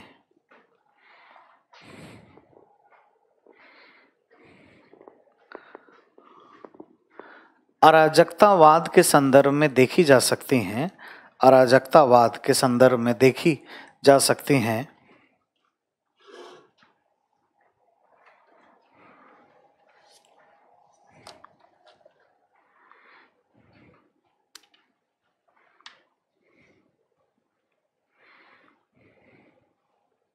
देखी जा सकती हैं, ठीक है। अब नीचे एक सब टाइटल दे दीजिए, अराजकतावाद की विचारधारा का विकास। कौन कौन से थ्योरिस्ट ने क्या दिया है, थोड़ा उनके आइडियाज क्या हैं इसमें ले लें। अराजकतावाद की विचारधारा का विकास, ठीक है। पहला इसमें लिख दीजिए विलियम गॉडविन। विलियम गॉडविन ये मानता है कि भाई मनुष्य जैसे जैसे शिक्षित होगा ना, वैसे वैसे नैतिक होता जाएगा, और जब नैतिक होगा, शिक्षित होगा, तो झुकेगा नहीं राज्य के सामने, और नहीं झुकेगा तो राज्य कमजोर होना पड़ेगा। तो ये भी अराजकतावादी है एक तरह से, जो राज्य को पीछे धकेलने और मनुष्य को बढ़ाने की बात करता है। और ये सब चीजें इनबिल्ड होंगी, इसके भी आइडिया में 4 पॉइंट इनबिल्ड होंगे। वह मनुष्य क्या है, सहज स्वभाव का है, नैतिक है, स्वार्थी नहीं है, वो हॉब्स और मैकियावेली से प्रभावित नहीं होगा, ठीक है। इस तरह की भावनाएं होंगे, और कहीं ना कहीं स्टेट को कमजोर करने की बात कर रहा होगा।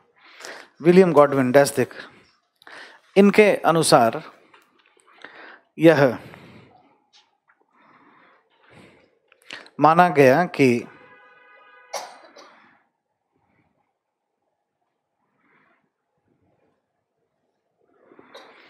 जैसे जैसे मनुष्य में नैतिक और राजनीतिक ज्ञान में अभिवृद्धि होगी, जैसे जैसे मनुष्य में नैतिक और राजनीतिक ज्ञान में अभिवृद्धि होगी, जो शिक्षा के माध्यम से संभव है,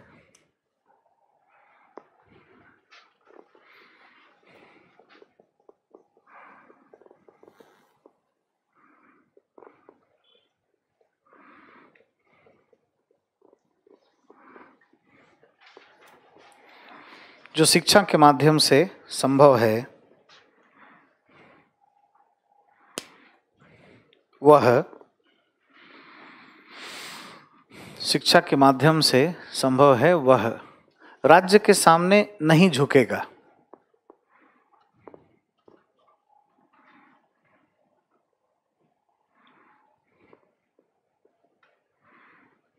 नहीं झुकेगा, और इससे क्रमशः राज्य कमजोर होगा।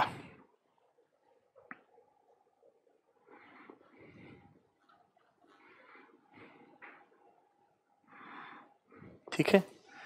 उसके बाद देखिए पीजे प्रूदों, पीजे प्रूदों, पीजे प्रूदों यहां लिखा है, प्रूदों डैश देकर, पीजे प्रूदों के द्वारा यह विचार प्रस्तुत किया गया, यह विचार प्रस्तुत किया गया कि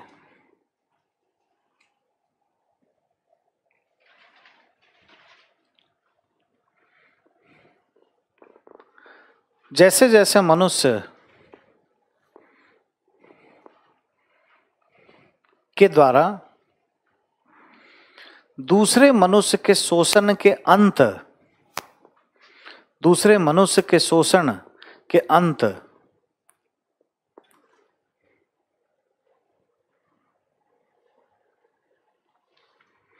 दूसरे मनुष्य के शोषण के अंत की बात की जाएगी, स्वतः राज्य का अंत हो जाएगा। स्वतः राज्य के अंत, राज्य का अंत हो जाएगा। जैसे मान लीजिए नॉर्वे, स्वीडन, इतने स्कैंडिनेवियन कंट्री, उनमें समझ बहुत है, ठीक है, कोई शोषण ही नहीं करता है, और राज्य अगर सजा भी देगा ना तो लोग रोड पे आ जाएंगे, क्यों मृत्यु दंड दे रहे हो भाई, क्या तमाशा बना रखा है। रेपिस्ट भी है तो भी उसको भाई ज़्यादा सजा मत दो, सुधरने का मौका दो, वो इस तरह के सोच वाले लोग हैं। जनसंख्या कम है, चल जाता है। भारत में तो अभी नहीं सोच सकते इस, भारत में तो स्टेट के बिना कोई बात ही। एक गंदी नाली का रास्ता निकालने जाओगे गांव में ना, तो कुछ लोग कहेंगे ऐसे घुमाइए, तो पिटना पड़ेगा, वहां पुलिस लगाना पड़ता है। राज्य यहाँ चाहिए ही चाहिए। हैंडपंप लगाना होगा ना, एक गांव में एक हैंडपंप लगेगा। कुछ लोग बोलेंगे इस मंदिर के सामने लगा दीजिए, इस मस्जिद के सामने लगा दीजिए साहब, हमारे घर के आगे मत लगाइएगा, यहाँ पानी गिरता है। तो कहाँ लगाओगे?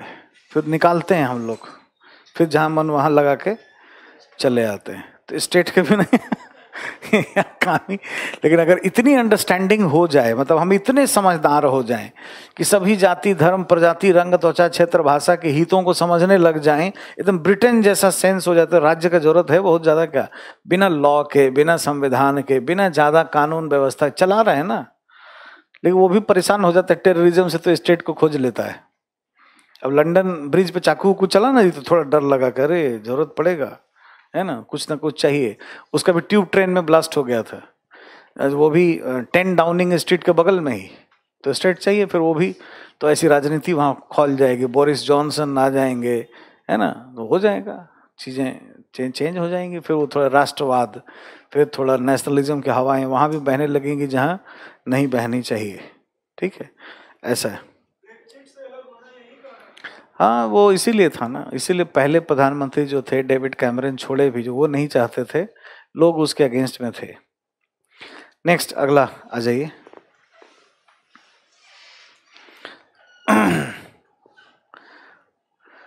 अराजकतावाद के पैरोकारी करने के क्रम में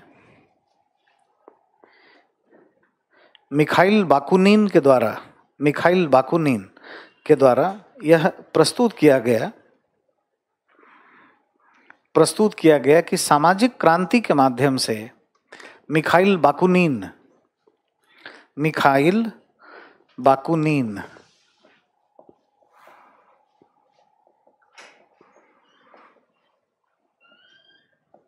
के द्वारा यह प्रस्तुत किया गया कि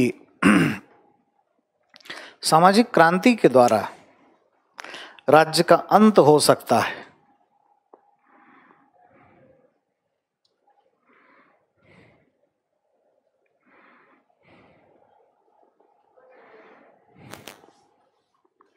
अंत हो सकता है,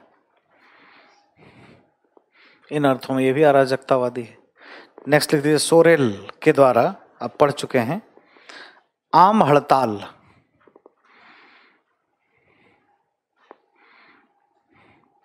सोरेल के द्वारा आम हड़ताल जनरल स्ट्राइक के माध्यम से राज्य की हिंसा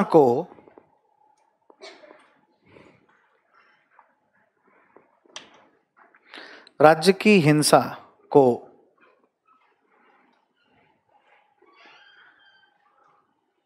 समानांतर वैचारिक हिंसा से नियंत्रित करने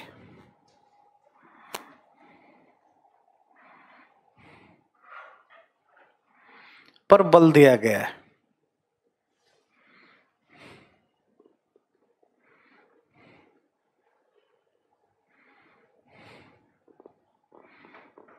बल दिया गया है। ठीक है, तो हम लोग हिंसा की बात कर चुके हैं, वायलेंस वैचारिक भी होता है। अब इतने कानून बनाने का इतना प्रदर्शन हुआ बाहर, तो राज्य थोड़ा डरेगा भी। अब इस तरह से आगे करने में थोड़ा तो सोचेगा ही, तो इससे राज्य थोड़ा बैकफुट पे आएगा। अराजकतावादी यही चाहते हैं। तो सोरेल भी क्या है, वो भी एनार्किस्ट है इस तरीके से। नेक्स्ट लिखिए, टॉलस्टॉय, अगला पॉइंट, टॉलस्टॉय के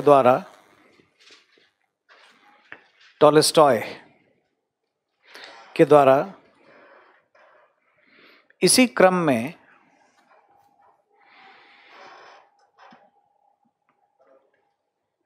यह प्रस्तुत किया गया कि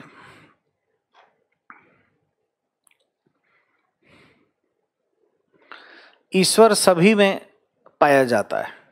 God is within you. ईश्वर सभी में पाया जाता है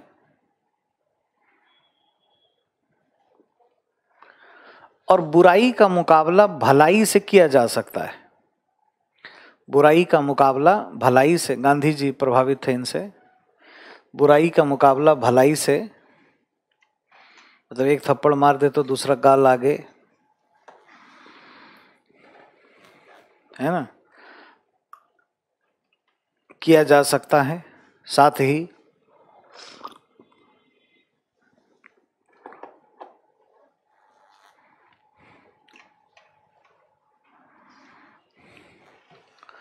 व्यक्ति अपने नैतिक पक्ष को लेकर, व्यक्ति अपने नैतिक पक्ष को लेकर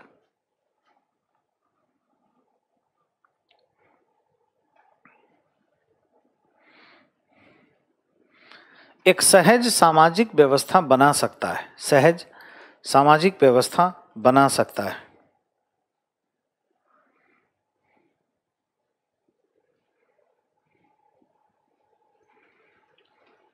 क्योंकि राज्य ऐसा नहीं कर सकता। कैसे? राज्य बुराई को बुराई से करता है। उदाहरण, पुलिस बंदूक लेकर रखा है, दिखा रहा है, समझ जाओ, नहीं मानोगे तो बस ऊपर करते करते थोड़ा इधर भी कर देगा। ठीक है, बुराई को भलाई से भी किया जा सकता है। आइडियलिस्टिक है, बहुत प्रैक्टिकल नहीं है, लेकिन टॉलस्टॉय ने उस अवधारणा को दिया। इसी में लिख दीजिए, किंतु राज्य की आलोचना इस वजह से टॉलस्टॉय के द्वारा की गई क्योंकि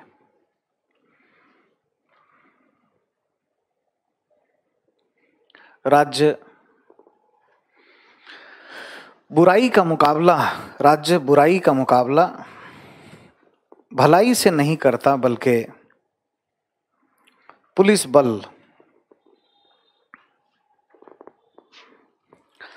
बल का प्रयोग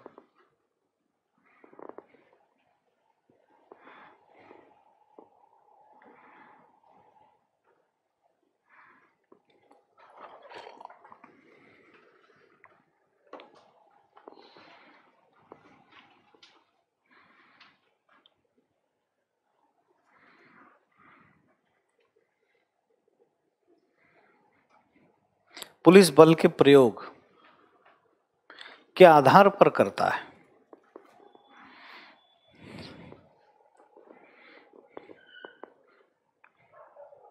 इन अर्थों में राज्य की शक्ति को कमजोर करने की आवश्यकता है।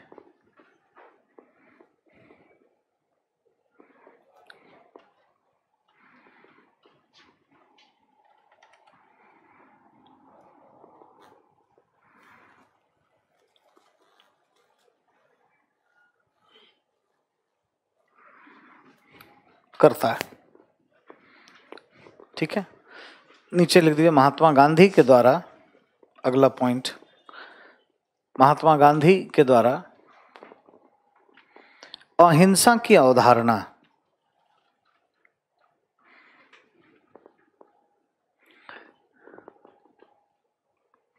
अहिंसा की अवधारणा और पंचायतों के संघ जैसी राज्य विहीन समाज की अवधारणा, अहिंसा की अवधारणा और पंचायतों के संघ जैसी राज्य विहीन समाज की अवधारणा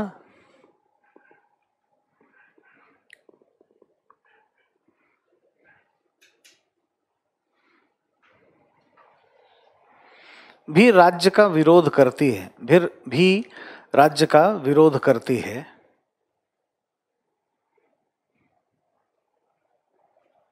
ये पढ़ ही चुके हैं तो यहाँ लिखने का कोई मतलब नहीं है। एक और लिख दीजिए, पीटर क्रोपोटकिन।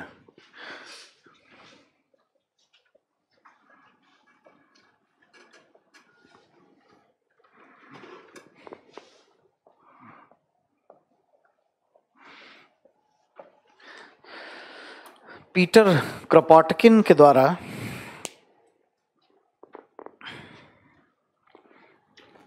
अहिंसा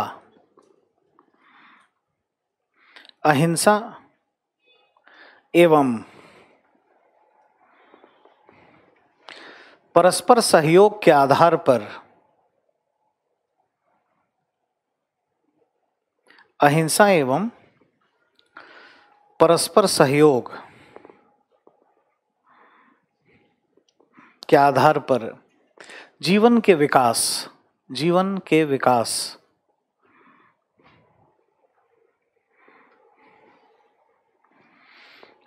विकास पर बल दिया गया।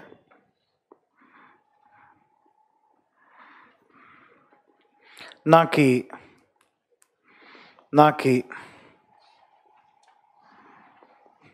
अस्तित्व के संघर्ष, सर्वाइवल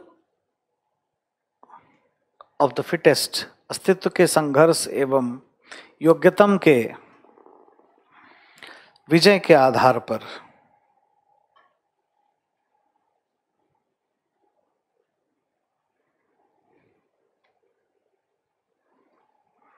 ठीक है। ये कौन बोलता है? फांसीवाद। फांसीवाद में किसको बल दिया गया है? स्टेट को। अराजकतावाद क्यों पढ़ रहे हैं? सिलेबस में नहीं भी लिखा है तो जोड़ करके सवाल आ सकता है। किन अर्थों में अराजकतावाद, एनार्किज्म जो है वो फासिज्म के अगेंस्ट में है। फासिज्म स्टेट को बहुत पावरफुल बोल दो, जर्मनी, वन जर्मनी है ना, स्टेट बहुत आगे होगा। यहाँ पे स्टेट को कमजोर करने की बात की जाती है। तो ये क्या है? एथिकल डायमेंशन आ जाता है। इसके अपने आइडियोलॉजीज क्या हैं, मूल इसकी संकल्पना क्या है, उसमें फिर हमें थ्योरिस्ट इस्तेमाल करने पड़ेंगे। कुछ तथ्यात्मक भी है, कुछ याद भी रखना पड़ेगा, थोड़ा स्टूडेंट के अनुशासन का पालन भी करना होगा। इसने ऐसा कहा, उसने वैसा कहा, इसने ये कहा, गांधीयन थॉट से भी कुछ निकालना होगा और सबको जोड़ करके बोलना होगा। तो गांधी जी फासिस्ट नहीं थे, गांधी जी एनार्किस्ट थे और वो एंटी फासिस्ट सेगमेंट पे उन्होंने काम किया है। ठीक है, ये ध्यान देने की जरूरत है। अभी क्लास करेंगे उस पे, आंसर्स पे। हाँ, नाम नहीं आता, आइडिया लिखो ना, आइडियाज लिखो। लेकिन देखो, अब हर बात के नाम ही याद नहीं आ रहे हैं। गए हैं हम कुछ इंटरव्यू देने, हमें आंसर ही याद नहीं आ रहा, ऐसे चलेगा नहीं। पढ़ना पड़ेगा, थोड़ा थोड़ा कुछ रिवाइज भी करो। लेकिन मान लो कि अब गांधीयन थॉट भूल जाओगे, मेजर लिखो ना, मार्क्सिस्ट भूल जाओगे, स्वेच्छाचारी नाम, 3 तो मेजर बता दिया, अब बाकी चलेगा, है ना। इनको तो ये भूलने से भी नहीं भूल पाओगे, इसमें कुछ है ही नहीं, नाम से ही स्पष्ट है। बाकी 1-2 और थोड़ा टॉलस्टॉय को ले लो, है ना, चलेगा। रविन्द्रनाथ टैगोर भी यूज कर सकते हो। ठीक है, मानवतावादी से जितने मानवतावादी हैं उनको निकाल, विवेकानंद भी यूज कर सकते हो। अभी और पढ़ना है ना आगे। इतना देखो रहता है सब्जेक्टिव एग्जाम में कि हम अपना बचाव कर सकते हैं। लेकिन ये सब अगर करेंगे ना, चूंकि ये इससे जुड़े हुए हैं तो अच्छा रहेगा। और थोड़ा सा उसे लगता है कि आप एकेडमिक चीज़ों से जुड़े हैं। एक और जोड़ी तो भाई, नॉजिक, एक और थ्योरिस्ट नॉजिक, ये मिनिमम स्टेट पावर की बात करता है। मिनिमम, एक ही लाइन याद रहे तो काम हो जाएगा। लिखिए, नॉजिक के द्वारा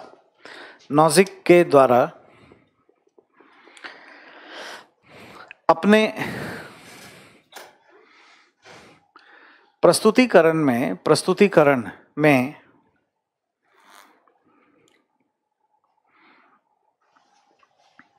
राज्य को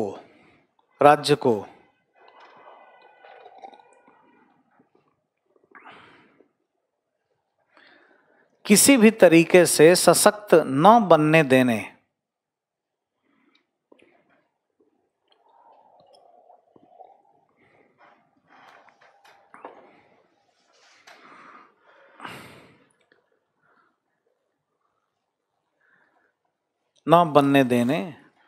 को प्रमुखता प्रदान किया है। अब जैसे आज मान लो न्यू लिबरल के प्रभाव में, है ना, down sizing of the state, ये भी अपने आप में ठीक है। कैसे भी थोड़ा कमजोरे रहे, मतलब वो ऐसा जिन्न है राज्य जिसको बिना जी भी नहीं सकते हैं, और बहुत ज़्यादा इम्पावर्ड हो जाएगा तो गड़बड़ भी करेगा। तो भले आज वैश्वीकरण, उदारीकरण, निजीकरण के प्रभाव में ही थोड़ा दबा हुआ है, बहुत काम नहीं कर रहा है, तो अच्छा ही है। मिनिमम स्टेट पावर होना चाहिए।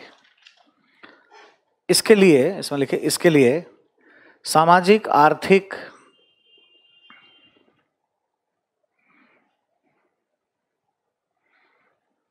विभिन्न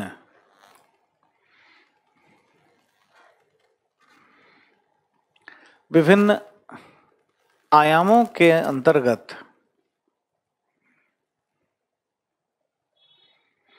मिनिमम स्टेट पावर, न्यूनतम राज्य शक्ति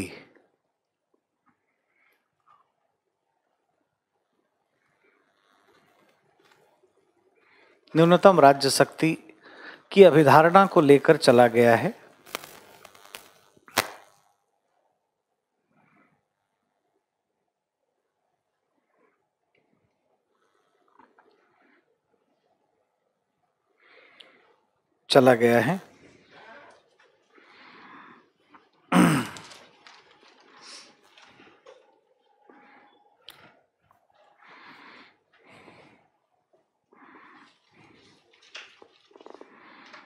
ठीक है।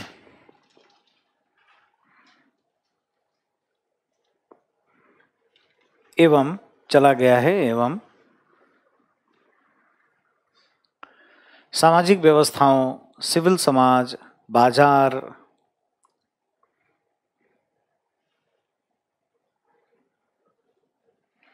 स्वयं मानव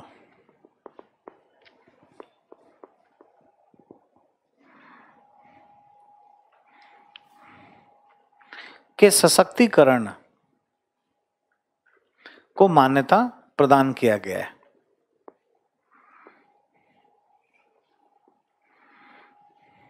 ठीक है, पैराग्राफ छोड़कर उपर्युक्त विचारधाराओं के आधार पर उपर्युक्त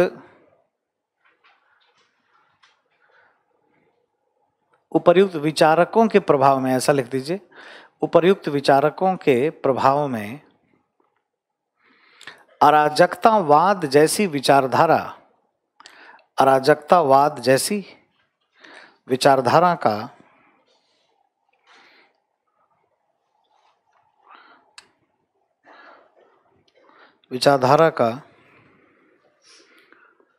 विकास हुआ है।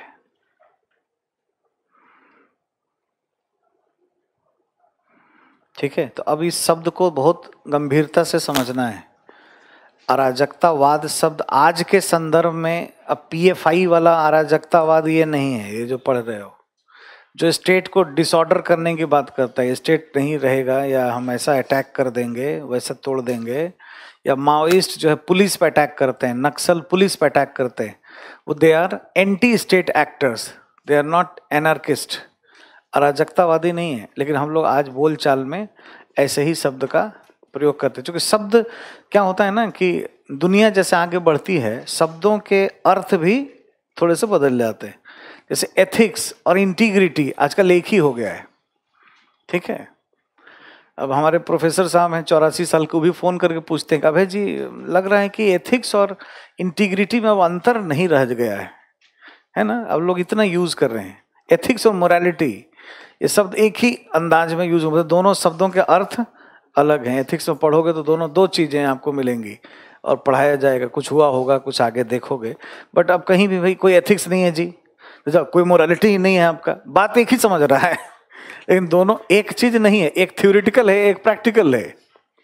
ठीक है, एक व्हाट शुड बी है, एक व्हाट इज है, और इंटीग्रिटी तो है ही नहीं वो, लेकिन वो भी बोलता है कि कोई इंटीग्रिटी नहीं है, कह रहा है कोई नैतिकता नहीं है, बोल क्या रहा है। इंटीग्रिटी क्या होती है कि कोई भी लोक सेवक बिना बाहरी दबाव के काम करे, उसका अपना अलग मीनिंग होता है। लेकिन आम भाषा में, आम सोच समझ में इतना सब चीज रहता नहीं है। ठीक है, तो कहीं भी ऐसा पढ़ते हो अराजकता शब्द बोल चाल वाला, उससे इसको मत जोड़ना। इस अराजकता का मतलब राज्य को, या अराजकतावाद क्या कहता है, राज्य को नियंत्रण में रखकर क्या है, मनुष्य ही अपनी सामाजिक बुराई को दूर कर ले। क्योंकि इसमें मान्यता यह है कि मनुष्य सामाजिक प्राणी है, नैतिक है, वो अच्छा करना चाहता है, सद्गुणी होगा। वो ऐसा नहीं है कि स्वार्थी होता है। स्वार्थी मानोगे तो फिर हॉब्स के यहाँ जाना पड़ेगा, जो राज्य को मजबूत करने की बात कर रहा होगा। और इसको कनेक्ट करके देखना, पढ़ाया क्यों, फांसीवाद से कनेक्ट करके, कि फासिज्म से अच्छा है एनार्किज्म, ठीक है, क्योंकि उसमें स्टेट बहुत पावरफुल हो जाता है। प्रश्न लिखे तो नहीं, आज भी हम लोग बोलचाल में अराजक बोलेंगे, अराजकतावादी हैं, बट सेंस ये नहीं है। सेंस ये, they are anti state actor, राज्य विरोधी हैं, है ना। वो भी बोलचाल में अराजकतावादी बोल देते हैं, अराजकता तो फैला ही रहे हैं ना, स्टेट पे अटैक ही कर रहे हैं, लेकिन अराजकतावाद ये करने को नहीं बोलता है। जैसे कार्ल मार्क्स विद्रूप रूप हो गया ना। कार्ल मार्क्स ने कहा कि भाई क्या होगा, प्रोलेटेरियट से निर्देशित क्रांति होगी और उनका एक बार नियंत्रण होगा, फिर स्टेटलेस क्लासलेस हो जाएगा। इसका ये मतलब थोड़ी था बंदूक से मार के होगा। अब कोई मारने लगे आज और कहे कि हम क्या है, मार्क्सवादी विचारधारा के हैं, हम बहुत अच्छा कर रहे हैं, समाज का कल्याण कर रहे हैं, तो फिर उसका जगह जेल में होता है। उसके लिए लिटरेचर लिखेगा तो अर्बन नक्सल होगा, फिर जाएगा जेल में। समझ गए।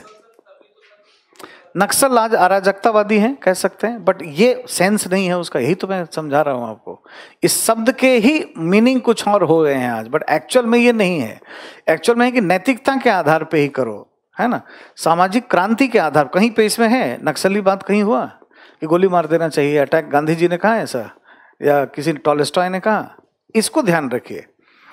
और आज जो है वो बोलचाल वाली अराजकतावाद की भाषा हम लोग बोलते हैं कि भाई एनार्किस्ट है, यानी स्टेट को डिस्ट्रॉय करना तो चाहता है, लेकिन ये एनार्किज्म से जुड़ा हुआ नहीं है, ये राजनीतिक विचारधारा नहीं है, ये क्राइम है। समझ गए। तो they are criminals, they are anti state actors, उनको उस कैटेगरी में रखना है।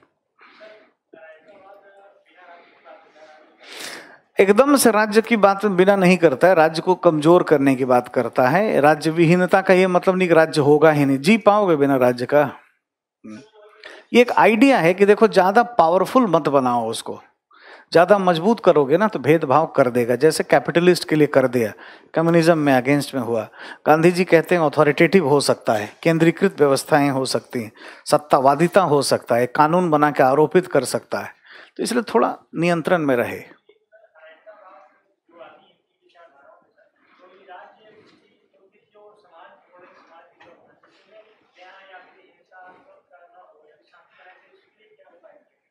उपाय थोड़ी है, ये तो आइडियाज है। ये तो कह आप कहीं कहीं बताया भी उपाय। गांधी जी ने तो बताया ना कि गांव का एक संघ बनाओ, इससे होगा, पंचायतों का संघ बनाओ। सोरेल ने कहा ना कि वैचारिक हिंसा करो। तो आप लिटरेचर लिखो, प्रदर्शन करो, क्या हो रहा है एक कानून के विरुद्ध। तो अब तो देखो भारत सरकार ऐसा कुछ करने से पहले, अब इसी रास्ते पे बढ़ने से पहले सोचेगी ना, एनआरसी के लिए 5 बार सोचेगी, 50 बार सोचेगी, और अगर करना भी होगा तो लोगों से पहले बुलाएगी। पहले ऐसा नहीं करते, एक कदम पीछे गए ना, ये तरीका है। ये अपने आप में क्या, सोरेल के हिसाब से वैचारिक हिंसा हो गई, बता तो रहा है। नैतिकता को बढ़ा करके, एजुकेशन को बढ़ा करके, कोई कह रहा है कि धीरे धीरे एजुकेशन के आधार पे क्या है, राजनीतिक जागरूकता बढ़ेगी। अब अगली पीढ़ी में क्या हो रहा है, राजनीतिक जागरूकता बढ़ी तो रही है, लोग जाति जाति खेल रहे हैं, धर्म धर्म खेलेंगे, लोग वोट ही नहीं देंगे। जाओ, विकास जो करेगा, एक्चुअल काम करेगा, लोग उसको वोट देंगे, तो अपने आप ये सब खत्म हो जाएगा। ठीक है, तो स्टेट का जो तरीका होता है ना भेदभाव करने का, धीरे धीरे वही समाप्त हो जाएगा। मनुष्य बहुत जागरूक हो जाए, इनलाइटेंड हो जाए, नॉर्वे के जैसा, तो विश्व युद्ध के अगेंस्ट में बाहर निकल जाएगा।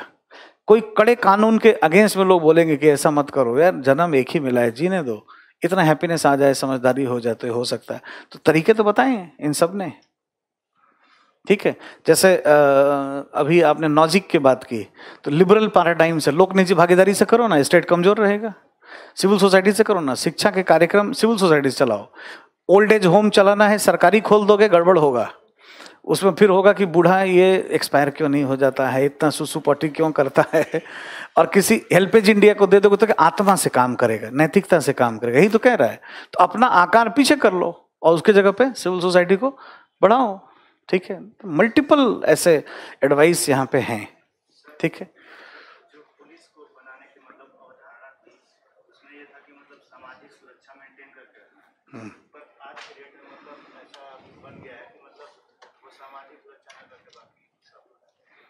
नहीं ऐसा कैसे है कि सामाजिक सुरक्षा नहीं देता है।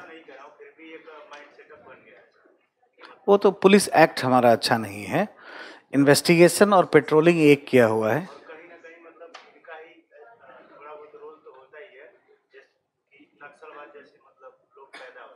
कि पुलिस की वजह से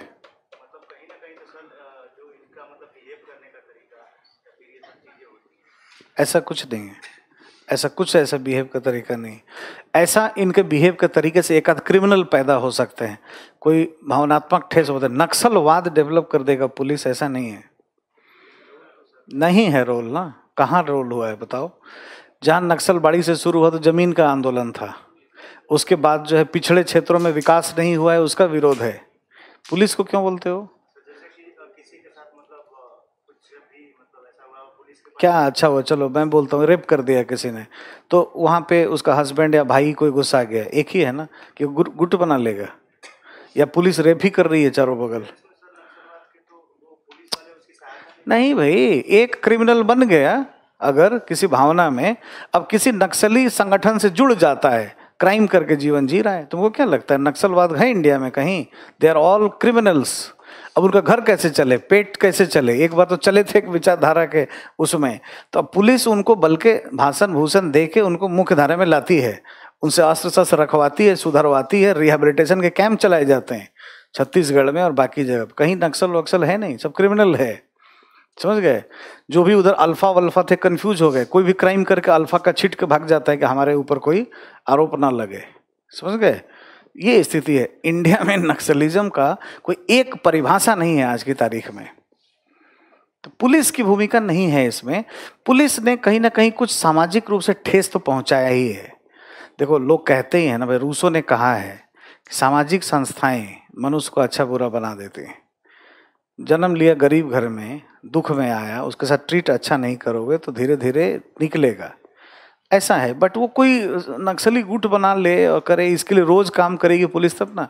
पुलिस तो शहादत देती है, पुलिस तो बचाने का काम करती है, ठीक है? तो ऐसा सोचना है एकदम। हाँ, वो एक उदाहरण हो सकता है पान सिंह तोमर का, ऐसी घटनाएं हैं ऐसी जो होती हैं। पुलिस तो प्रताड़ित करती है, एडमिनिस्ट्रेशन भी प्रताड़ित करती है, लोग क्रिमिनल हो जाते हैं।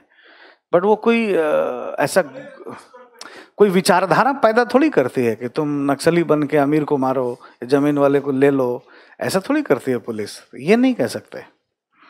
प्रश्न लिखिए।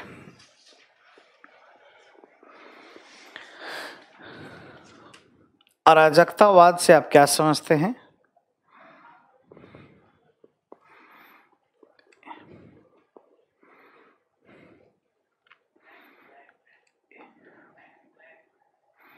इसके विभिन्न वैचारिक पक्ष का वर्णन करें।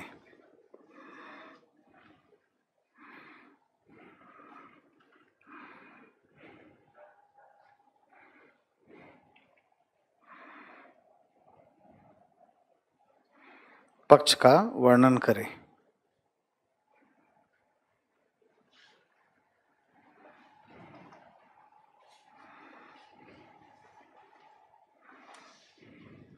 ठीक है, नेक्स्ट।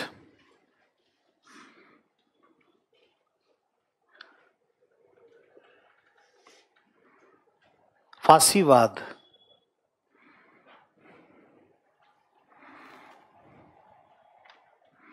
की विचारधारा को बताएं। फांसीवाद की विचारधारा को बताएं और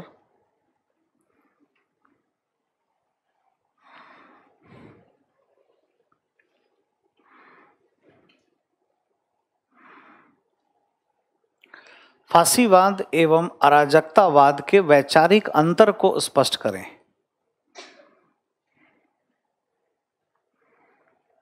ठीक है, कंफ्यूज होने का जगह है, नाम से थोड़ा फासिज्म और एनार्किज्म का मैचिंग लगेगा, बट दोनों डिफरेंस है।